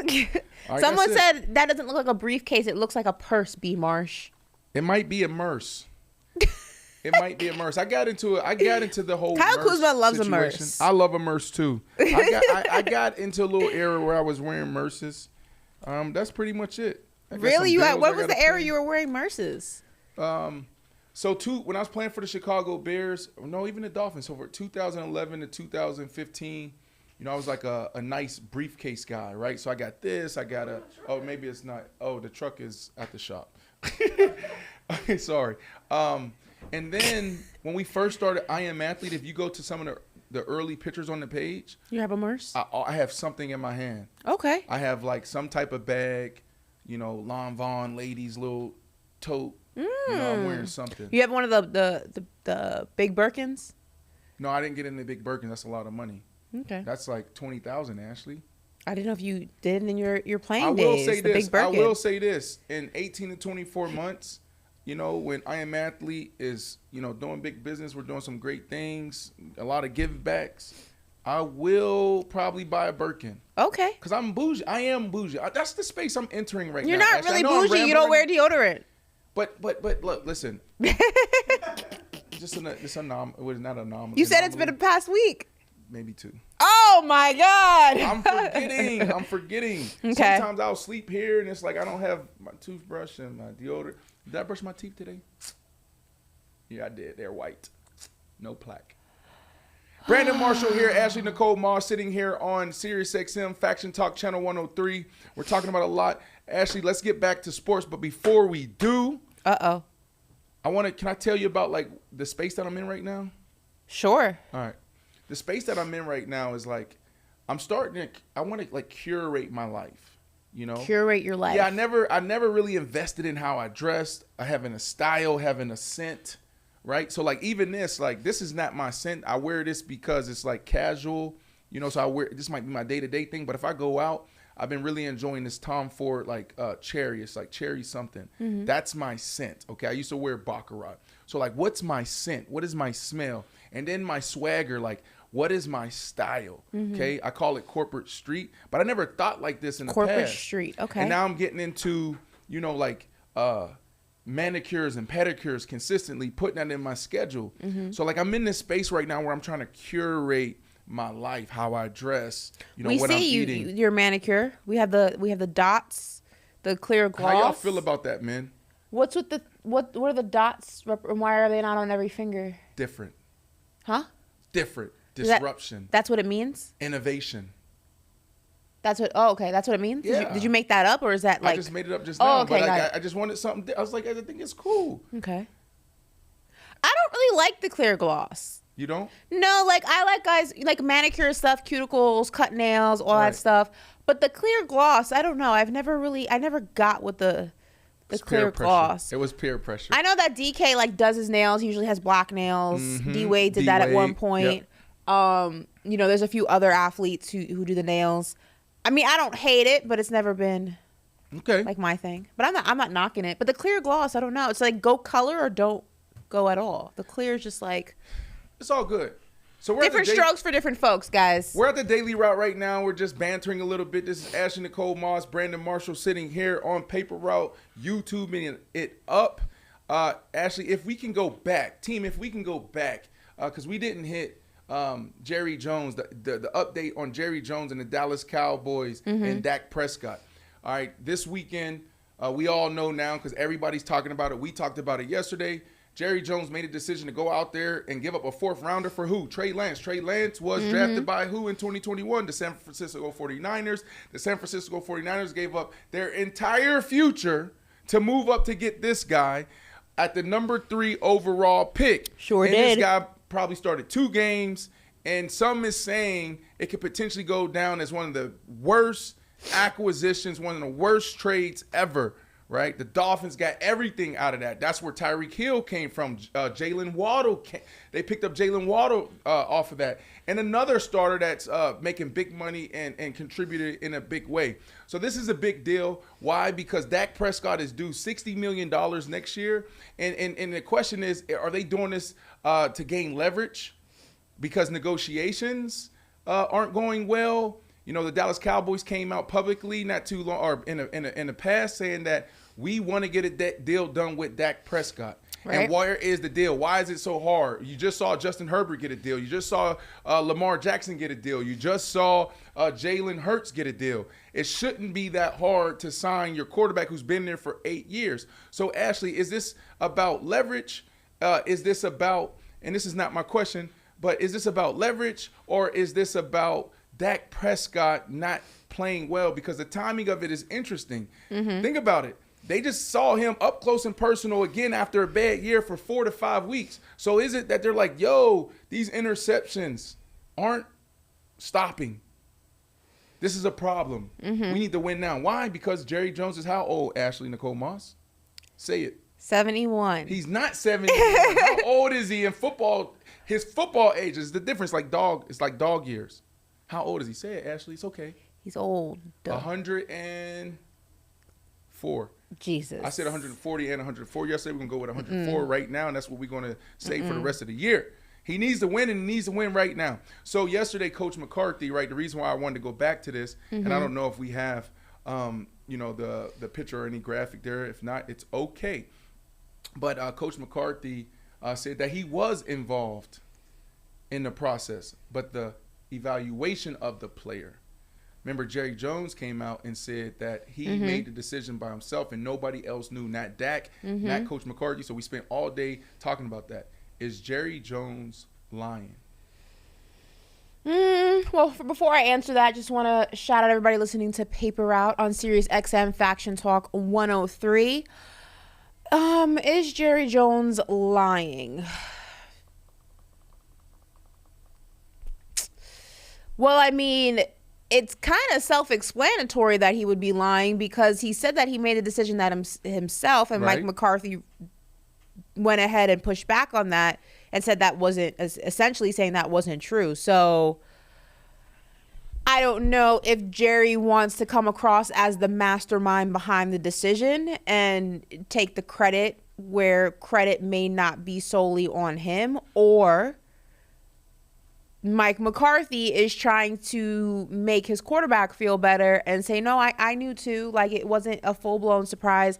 I don't know if Jerry Jones is lying. I don't care if Jerry Jones is lying. I just care about that Jerry Jones isn't transparent. Let's be honest. Jerry didn't have to ask Dak's permission. Jerry doesn't have to ask Dak's permission at all. Jerry doesn't have to ask anybody's permission to do anything. He's the owner of the team. Full point, get it, got it, heard it. My issue is that it's the lack of transparency. It didn't have to be a conversation. You didn't even have to get anybody's opinion. Right. But there should never be a situation where you bring in another quarterback and your current quarterback, your franchise quarterback, again, we spoke about this yesterday. We're not talking about a transition quarterback, in the era of your franchise guy's either retired or he's moved on to another team, and this is not your forever QB, but this is your right now QB. We're not talking about that type of quarterback. We're talking about a quarterback who's been in your system for seasons, who you paid handsomely because you saw his potential, you saw your future with him. There should never be a situation where he finds out with the rest of the world that you brought in another quarterback, whether or not he's there to take his job or not. Is he? No. Trey Lance got beat out by 2 people for a starting job in 49ers. Explain who those 2 people are. Mr. Irrelevant and Jimmy Garoppolo, who's average at best. Okay. So it's not like he's there breathing down Dak's neck for the starting job. I say this all the time in life. It's the principle of the matter. It's just some things you don't do. And then in that same breath, when talking about Trey Lance, you bring up a division rival quarterback and say, if there was an opportunity to get him fresh off of his appearance in the Super Bowl, you say, if there was an opportunity to get him in the draft, you would have taken him. That's insane. That's like, is there not a connection between your brain and your mouth? That is crazy. Is that his age, though? It's his disrespect. It has nothing to do with age. It is disrespect. No. Actually, and we didn't see eye to eye yesterday, and we had to work through this on the value of a 4th-round pick. But to me, some people might look at it and say, he's talking about getting a quarterback in the 4th round, and you need a backup. But you got to think about it. When you're in a situation where you have a team ready to win now, or you have an opportunity to be a contender, a 4th-round pick can turn into a starter for you. So if you already have your quarterback, why would you even waste a 4th-round pick on the guy that's not going to play, right? If you feel that that's the guy, right? So it's interesting. So look, Ashley, everybody talked about it yesterday. People are still talking about it today. It is a big topic. And I don't know why it hit me this morning. Before we transition, it hit me this morning. I'm like, yo, Dak is dealing with a lot. You understand? Like, I've been there in those situations before. Like, a lot of our athletes, the noise. Like, I say this all the time, and to certain people in my circle. Pro sports is the most toxic environment you can be in. Because every single day, your best is required. That is what it is. And so think about walking in every single day and knowing that if you're not at your best, how you're going to be critiqued, how you're going to be called out, coached up, and then potentially cut if you live in a space where you're not at peak performance. And so when you look at Dak, it's like he's the starting quarterback of the Dallas Cowboys. in the National Football League. He's one of the faces of the NFL, right? And every single day, he got to deal with something. And the reason why this is it's more amplified when it comes to Dak is because it's America's team. It's Dallas Cowboys. It's true. You rate better, shows rate better when you talk about the Dallas Cowboys. Why? Because there's so many people that's obsessed, invested, or obsessed for some reason in the Dallas Cowboys, or obsessed. So I'm just saying that because for this morning it hit me for the first time. Like, yo, this is a really important moment for Dak. We see athletes and stars get through it and some fold. Right? I know Dak's been strong. He's been through a lot in his life, but this should be hard at times. So I don't know why I wanted to say that, get that off my chest, but I want to transition here. If it hits the fan, Ashley Nicole Moss, where are some potential landing spots for Dak Prescott? Let's talk about it. Do you want to talk about it? I don't really want to, but I know we're going to have to. I don't like manifesting things like that because I did say on the show, I think we were on audio at this point, or maybe we were on video. We're audio when we had this conversation. I said in my 30 years of life, I have only ever rooted for the Dallas Cowboys. That has been my team. I've never wavered.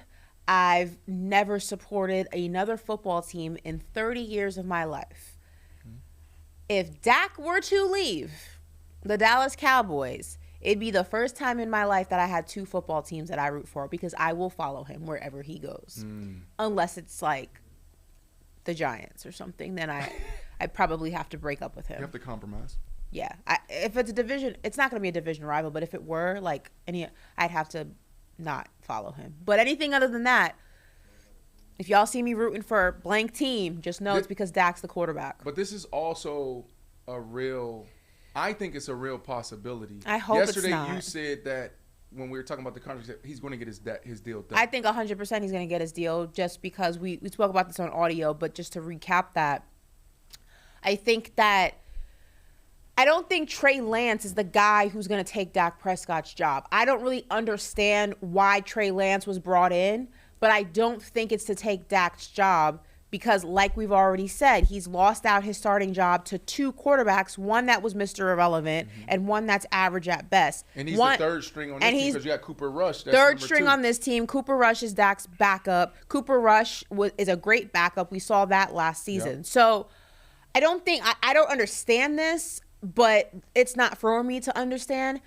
I think regardless of whether or not Dak performs to the highest echelon possible, he's going to get his deal. Now, what will change is the number.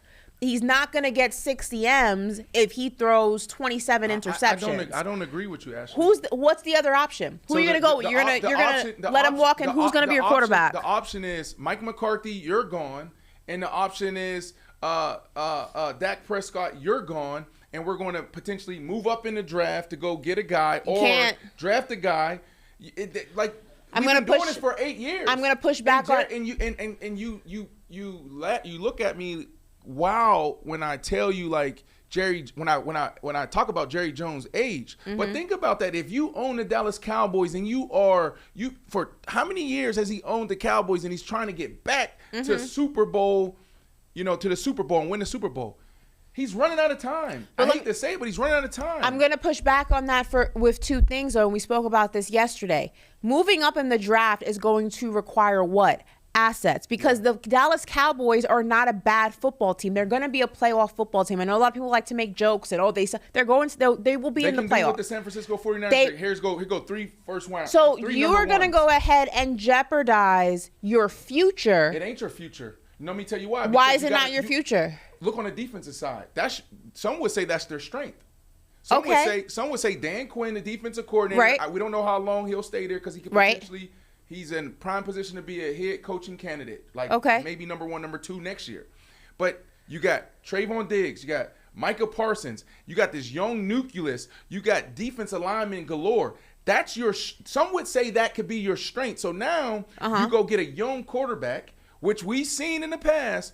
Young quarterbacks, great defenses with players around them. Go back, though. What do we always say about quarterbacks? drafting in the first round. You sat in this very chair and you said the same thing. It is the biggest gamble you can make because what happens? You either get a freaking Lamar Jackson or you get a bust. Trey Lance. I don't want to call him a bust, but you would have had it. I'm not saying he's a bust. You either get an immediate go, or you get a guy who is a bust or needs a lot of work. So it's still a jeopardy because you go ahead and get a young quarterback. You is a 50-50 shot. He is not ready to go. And you are worse off than you were when you started. And now you're wasting that prime defense of Micah Parsons, Trayvon Diggs, CeeDee Lamb on offense, Zach Martin, who's back, a great offensive line, Vaughn and Tony Pollard with a young quarterback who doesn't know what the hell he's doing. So status quo for the Dallas Cowboys is there's a good chance we make the playoffs, but we're going to be out. Maybe. But that's what it's been. So how much film do we need? It's been 8 years. It's been 8 years. And it's just like the same conversation with Kirk Cousins, right? So like Kirk Cousins, like, can he get it done? So how long will a general manager or head coach wait for a guy like Kirk Cousins or Dak Prescott get it done? I believe in Dak Prescott. But I'm just putting I like to see the other side. And if I'm Jerry Jones, right, like you got to see both sides because I think your argument and your points are valid. And I probably lean more towards to that. But we can't ignore that other people think differently. Jerry Jones could be sitting here saying, I am getting older or I'm tired of, it's been 8 years. Enough's enough. I agree with that. I think my biggest pushback on that, though, and I'm not saying that Dak's been a perfect quarterback, but I think if you're Jerry Jones, it's easy to go ahead and blame the QB, but you're not going to blame the fact that you kept Jason Garrett as the head coach longer than you should have. You just started prioritizing the defense. You had a defensive coordinator and an offensive coordinator who were average at best. There's a lot of moving factors. You had a year that Dak Prescott fractured his ankle and was out the entire season. There's been a lot of things that have transferred. You had an aging Ezekiel Elliott. You had a lot of factors that have gone against the Cowboys at the worst possible time. That's not negating Dak of responsibility because we say this all the time. The quarterback gets the glory and the quarterback gets the blame. I'm not taking that away from him. But you also can't put it all on him because there's a lot of factors around him that did not help that team to succeed as a whole. Okay, so tell the people if things, hypothetically speaking, if things go left, all the way left. I don't want to manifest this. For the first time in 20-something years, the Philadelphia Eagles win a division 2 years in a row. It's never been done in 24 years or whatever it's been. I don't want to. But it happens. Maybe it's the Cowboys. Maybe it's the Commanders. Sam Howell is looking great. You hear Ron Rivera come out and says, I should have started him when he played in week whatever. That's when I knew. Maybe Sam Howell is the answer. So it goes left, okay? You have to put yourself in this position. I'm sorry, but it goes left. Where's the destination? Crap. The Tennessee Titans. Now, it's going to be contingent on a few things. I think that if they're able to keep Derrick Henry, I know Derrick Henry's in his last year of his contract, I believe, this season. Derrick Henry, I think, would have to remain. That's a big factor. I like head coach Mike Vrabel. I'm a fan of his. I think that's a great coach for Dak. I think that DeAndre Hopkins is there. He would be there for, I think he signed a 3-year deal with the Tennessee Titans. Yep. I like what they're doing in Tennessee. I think that's a lot more of a competitive team than I think people give them credit for, and I think that Dak is definitely an upgrade from Ryan Tannehill as a quarterback. I would hate to see it, but in my mind, Tennessee makes the most sense. Yeah. Well, listen, it's not a bad destination because of Coach Vrabel and then also Rand, the new general manager, who's in San Francisco. By way of San Francisco, I love what they're doing. They know ball, and when you talk about like just good ball, like good ball, they have that. There's some coaches you'll run into, they don't know what the hell they're doing, or he knows it, yeah. So they know it, and I know they're going to build it the right way from the inside out. And it may take, I will say this, I think this year the Tennessee Titans win the division.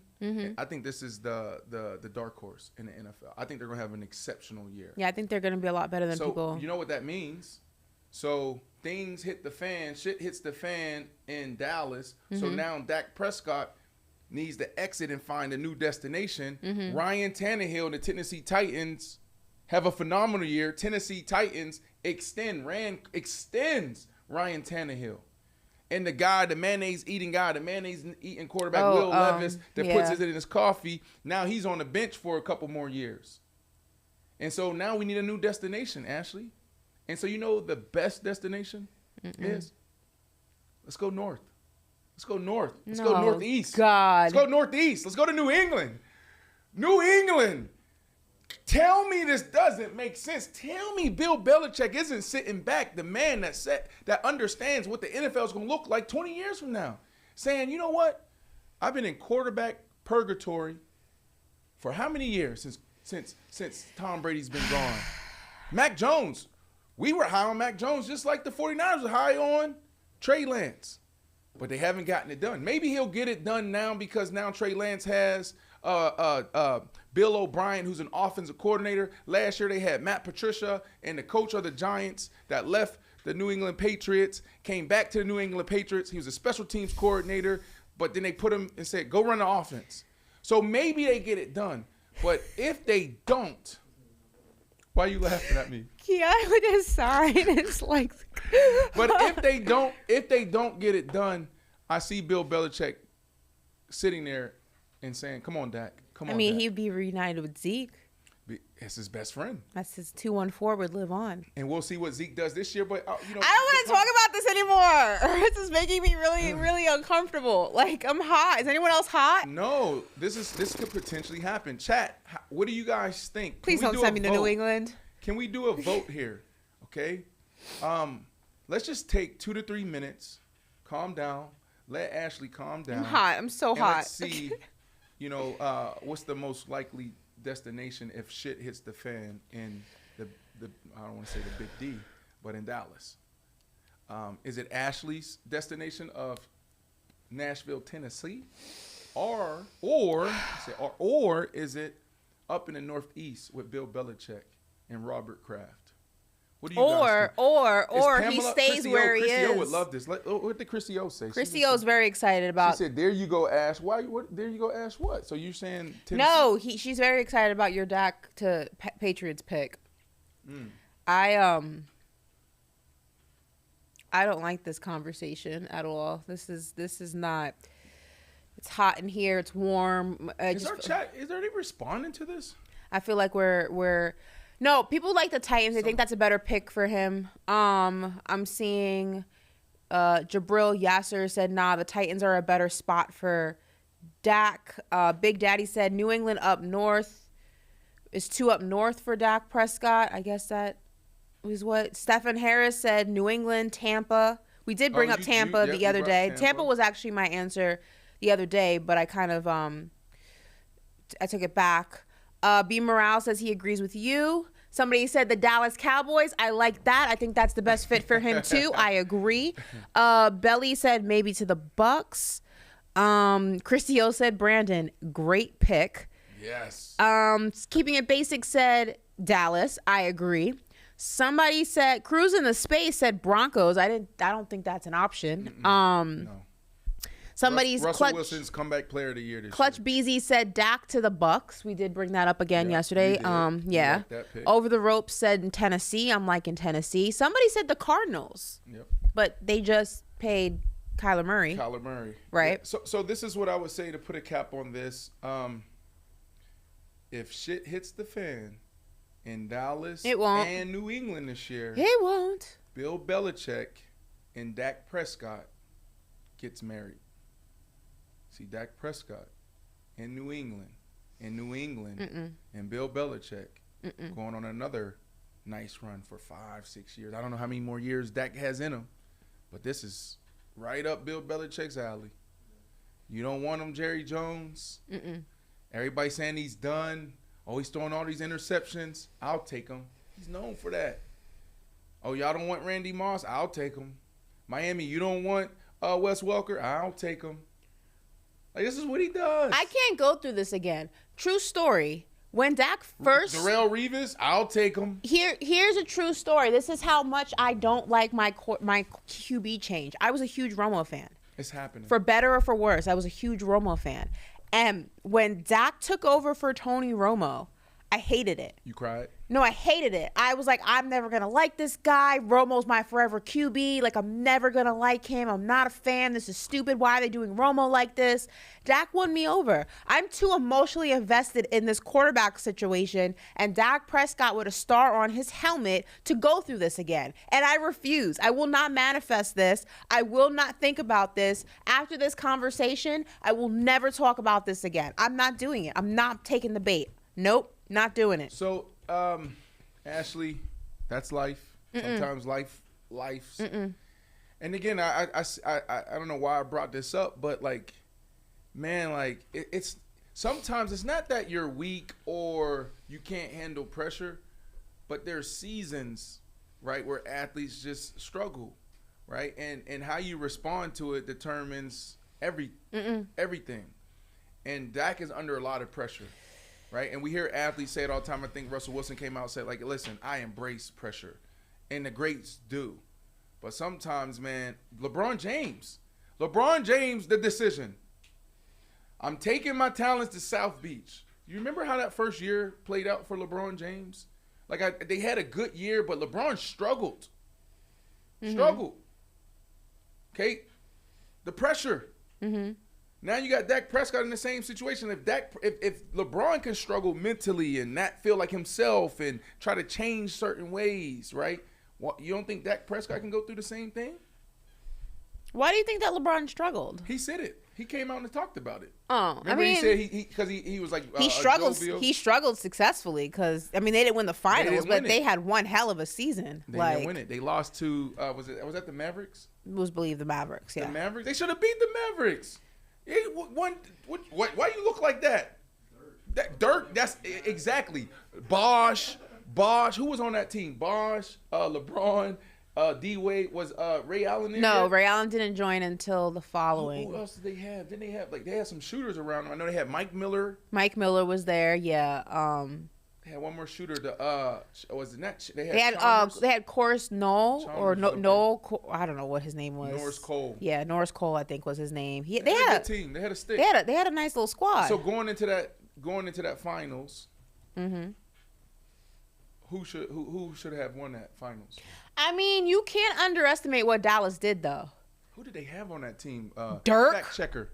It was Dirk, but who else? Dirk. Dallas but Dallas was stacked. I mean, they didn't have the superstar talent, but they had a really solid just team from top to bottom. So like they were like the Denver Nuggets? Yeah, they were just a really good team. Now, if you are just thinking about it superstar to superstar, technically the Heat were more talented, but the Mavericks had a very good team at the year they won that. They had didn't they have Terry? What's his name? They had the short white guy too, right? They had Terry. Oh my God, I'm drawing. Oh yeah, they did. They had Terry Jason Glenn, Kidd. Yes, they had Jason Kidd. They had Sean Marion. Here you go. Right here. That's his name. The short guy, Alexis. I can't say his last name. The short guy. No, JJ Barrera. Yes, did they have Tyson Chandler on that squad? They had Tyson Chandler. They had a good team. It wasn't a superstar team. Sean Marion. They had a good Hall of Famer. Jason Terry. Scary Terry. He was a monster. Didn't he go crazy that game? They had a great team. You know who played like Jason Terry this year? Because like Jason Terry came out of nowhere. No, Jason Terry. No, this Scary year, Terry. I think he had a phenomenal series. And like I feel like he was the difference maker there. Like it was like, damn, where's this guy coming from? He was crazy. Jamal Murray. Yeah, no, they had a great team. Like Sean Marion's going into the Ring of Honor in Phoenix, but I mean they didn't have the big names, but they had a great squad. I don't know how much he played, but defense and rebounds. You can't overlook Corey Brewer. Yeah, man, they had a good little squad. They had a really great, solid team, top to bottom. They had what's his name that now is the coach, one of the coaches for the Miami Heat. Didn't they have Caron Butler? No. Wasn't he on that squad? No, he wasn't on that team. Caron, no. I thought Caron. Yes, he was. Caron Butler, right? Yes, he was on that team. No, I'm thinking of the roster in my head. Who was the coach? He now is a coach. He's now a coach for the Miami Heat. Who was the coach that year? No, Jason Kidd was Rick. It was the guy who looked like Jim Carrey. Rick Carlisle. Yeah. Jason Kidd was a player. Jason Kidd was a player at the time. Brandon Marshall here, Ashley Nicole Moss, they tell us to do this, right? It's called resetting the show. So when y'all hear me do this, it's like a technique. You got to reset the show, Brandon, on radio. We have a lot of people listening to us, apparently, on SiriusXM Fashion Talk, Channel 103. They don't watch us. They don't even know what you look like, Ashley. So they can't even give you a compliment. Oh, look at my skin this God. And that's how she came and started the show yesterday. No one wants to compliment me. I sat out. I read a book. I did all of that. Well, they can't see you, Ashley, okay, because they listen to us when they're driving from one place to another. So we just want to say thank you guys for rocking with us, and everybody that comes back and watch us here on YouTube. Why, Ashley? Because we're say you're a YouTuber. YouTubers. Did you ever think about like when you was coming? I'm not up, a like, YouTuber. I'm gonna be a YouTuber. Not a YouTuber. Stop saying Ashley's that. a YouTuber, and are you an influencer or I'm a not superstar? You are kinda.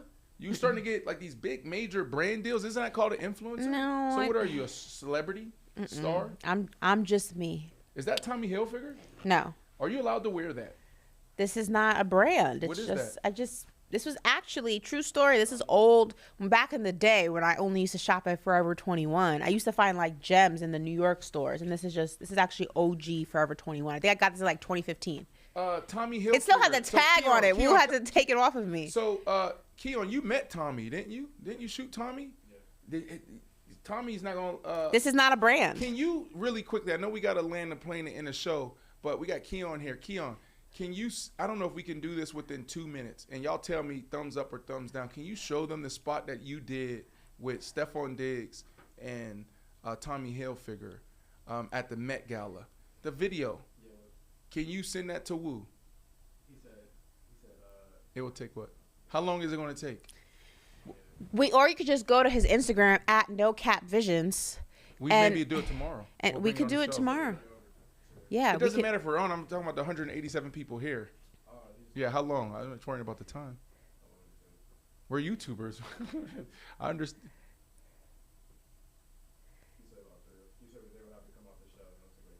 Okay, we'll do it tomorrow. Tomorrow with news of the day, we're going to introduce you to Keon. Keon, come here. I told this guy, Keon came in here, and Keon, can you, like, how do you do it? You want to go on that side, like on Ashley, maybe? Y'all kind of... Go walk in front of the camera, bro. Let's go. It's okay. It's okay. We're YouTubers. All right, so this is Keon. Keon, introduce yourself. Hi, I'm Keon. Hi, I'm Keon. I shoot videos, and I take pictures. For Brandon Marshall, so yeah, I'm just Brandon Marshall's for the platform. He also shoots all the fire photos you guys see on my Instagram, like the one in the red hat, the one with Angel Reese, the one where you guys are like, oh, these are so. Keon it almost didn't happen though, Ashley. Ask Keon, since you're so great, phenomenal at asking questions. Ask him what career path he was trying to take, and I had to take 3 months out of my life convincing this kid that he's going to be the next great cinematographer, however you say it, cinematographer. Well, Ask this man. Keon was actively pursuing a career as a male gigolo, and then Brandon found him and said, you don't have to do that anymore, young man. There's a better life for you. What were you pursuing before this? I was pursuing nursing school.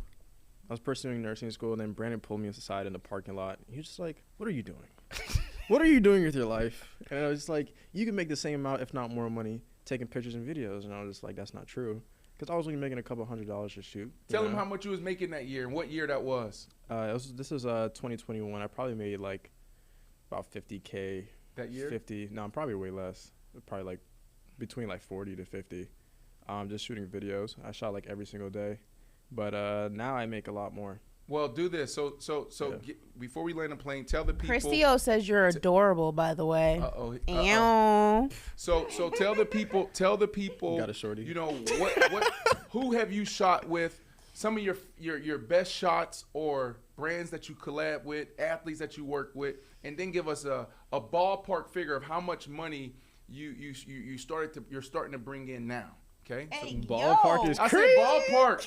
You sound like a Fed. What are you, the IRS? This is inspiration That for is all of us. You know how crazy. many people's in this chat right now looking at us and saying, like, I don't know what to do. I'm just gonna follow your passion. If you follow your passion, the money will come. Like you gotta find the greatness in you. And so this is a success story. So go ahead, Corey. I said Corey. Jesus Christ. I'm Keon. 3 shades darker. No, y'all both. No, y'all not. Y'all both light skinned. Go ahead, hurry up. Tell the people. All right, so quick rundown. I shot with Nike, Adidas, New Balance, Stephon Diggs, just big athletes. And I went from making that 40 to 50K, and I made Ballpark. Don't. Ballpark. You know, Yeah, I don't. I'm just gonna say 6 figures, because I ain't gonna. I can't I ain't try to pay taxes this year, so. That's crazy that that's crazy. Well, now they're coming for 2 you. years? That's crazy that you mentioned Stephon as one of the people. I didn't hear you say my name. That's crazy. Did he say your name? No, he didn't. The first time I shot with Ashley, she was complaining about her photos that I Okay, delivered. first of all, wasn't me. That's not true, but I digress. Anyway. What did you say? My tone? What did she say? Skin tones. Okay. The skin tones was In off. fairness, though, Keon and I both now agree it is better to shoot film on actual film cameras because you can't recreate that in post-production. We had this conversation yesterday. But I love all my photos since then. Look at these on the wall. You know the shot that I love the most. There's 2 shots. When we went on the go, so we didn't do it this training camp, but we did it last training camp, and you had a nice vignette of Debo Samuels. They said they have the Diggs video already. Oh, okay. We'll show that. All right. Before, but don't. I'll tell you when to throw it up, bro. That shot.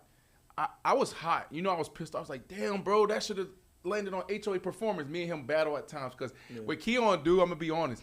Keon say, his dopest work, he'll be out shooting something with me at HOA or whatever, and he'll come up with something crazy, and you're going to see what he did with Stephon Diggs. It's crazy at the Met Gala. Mm-hmm. But then it'll be this one little thing. It might be a 5-second clip where it's yo, why didn't you put that on the page? Why you ain't say that to me? So it was that one, and then those photos of Rihanna. Yeah. You see, I got her name right. Mm-hmm. Oh, my goodness, bro. That moment was so big, bro. We was at the Super Bowl. Ashley, we were down. We all split up.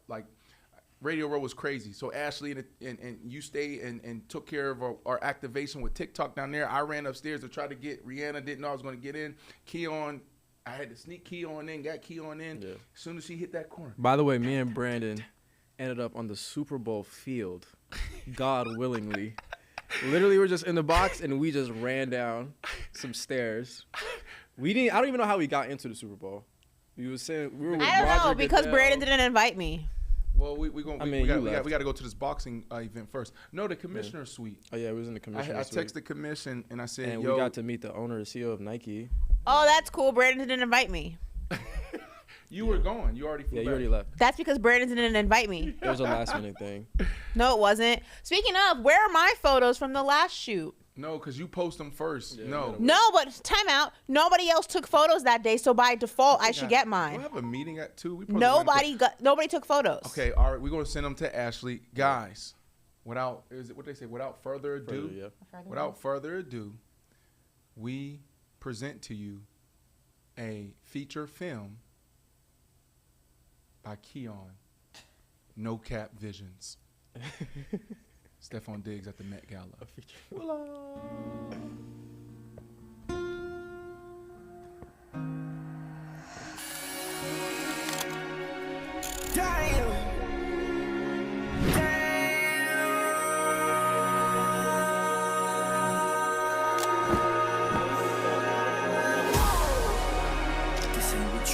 Project, this ain't what you want. This ain't what you want. Allen fires to the end zone, wide open touchdown, and there he is, Stephon Diggs. Shorty got that body, get it with no time, set up, you won't tell my time, stand on, they don't know my sign.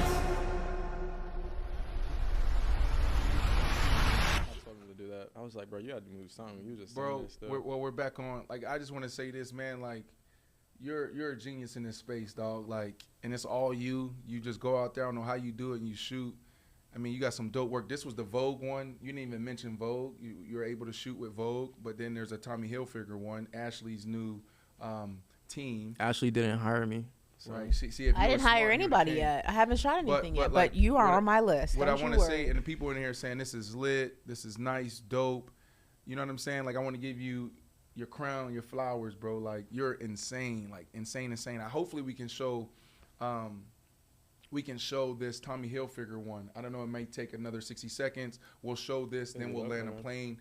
We'll see y'all tomorrow. But hey, all y'all athletes out there, all y'all brands, stop trying to come get my shooter. You know what I'm saying? It's my brother. We locked in forever, bro. We ain't gonna put no names out there, but there's so many athletes that be hitting them up like, yo, come work with me full time. Bro. And brands, I was like, yo, come do this. Yo. Tell them, bro. Don't say no names, though. I can say no names, but I've gotten offers. I gotten some decent offers, but you know, I stay loyal to the people. So, you know, if it wasn't for Brandon, I would have never ever took the camera stuff serious. That's That's real though. That's true, Yeah, but bro. like but it's just like, you know, sometimes people see, you know, the greatness in us before we see the greatness in ourselves. Okay. And, you know, that's all that was, bro. But like, we literally sit back and let you do your thing. Do we have the last video? Yeah. All right, so here we go. Ashley, do you want to present the next feature film? You want to get dramatic with Sure. it? Ladies and gentlemen, this is a feature film by Keon No Cap Visions featuring Stephon Diggs and the iconic brand that is known as Tommy Hilfiger. Go.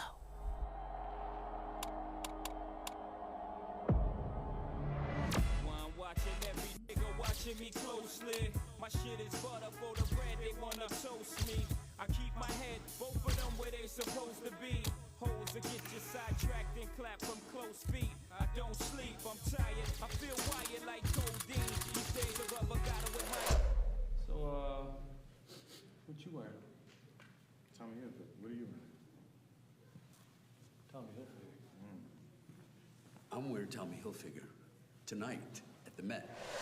From 4 fiends away, my pain, which shit was quick to see. Fucking insane, bro.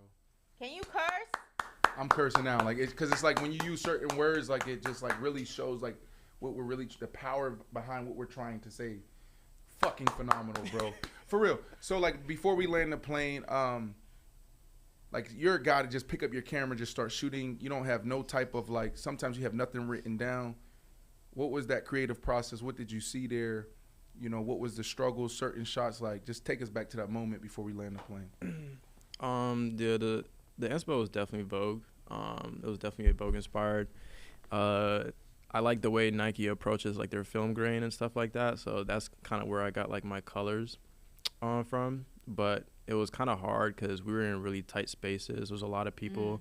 The Met Gala was super crowded. Honestly, it was extremely hard to get clean shots. But you know, sometimes you just got to make people upset, and you got to.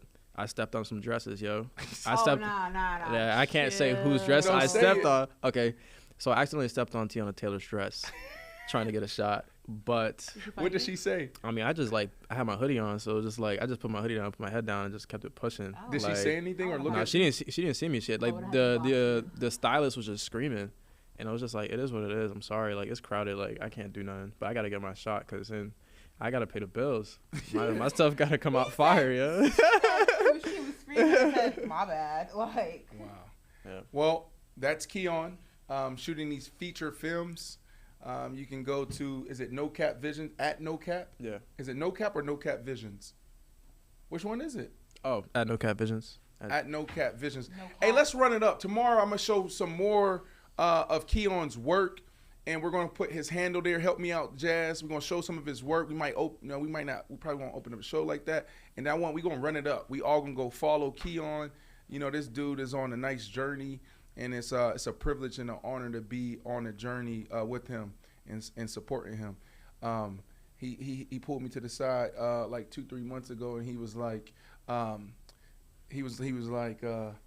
man, you ain't tell me I did a good job on this one, bro. Like, all right, bro, I'm gonna start showing you more love. But anyways, that is the show. His handle's in the chat, by the way, guys. So There you you just go. click that and yeah. This is Ashley Nicole Moss, Brandon Marshall. You got No Cap. You got BC in the booth. You got Woo Out West, and Mander Legend is actually driving right now, so he's not even in studio. not in the West anymore. Now he's in the In the back. Woo in the Woo in the- wing. Woo out woo in the wing. Anyways, that is the show. We'll see y'all tomorrow. We love y'all. Peace.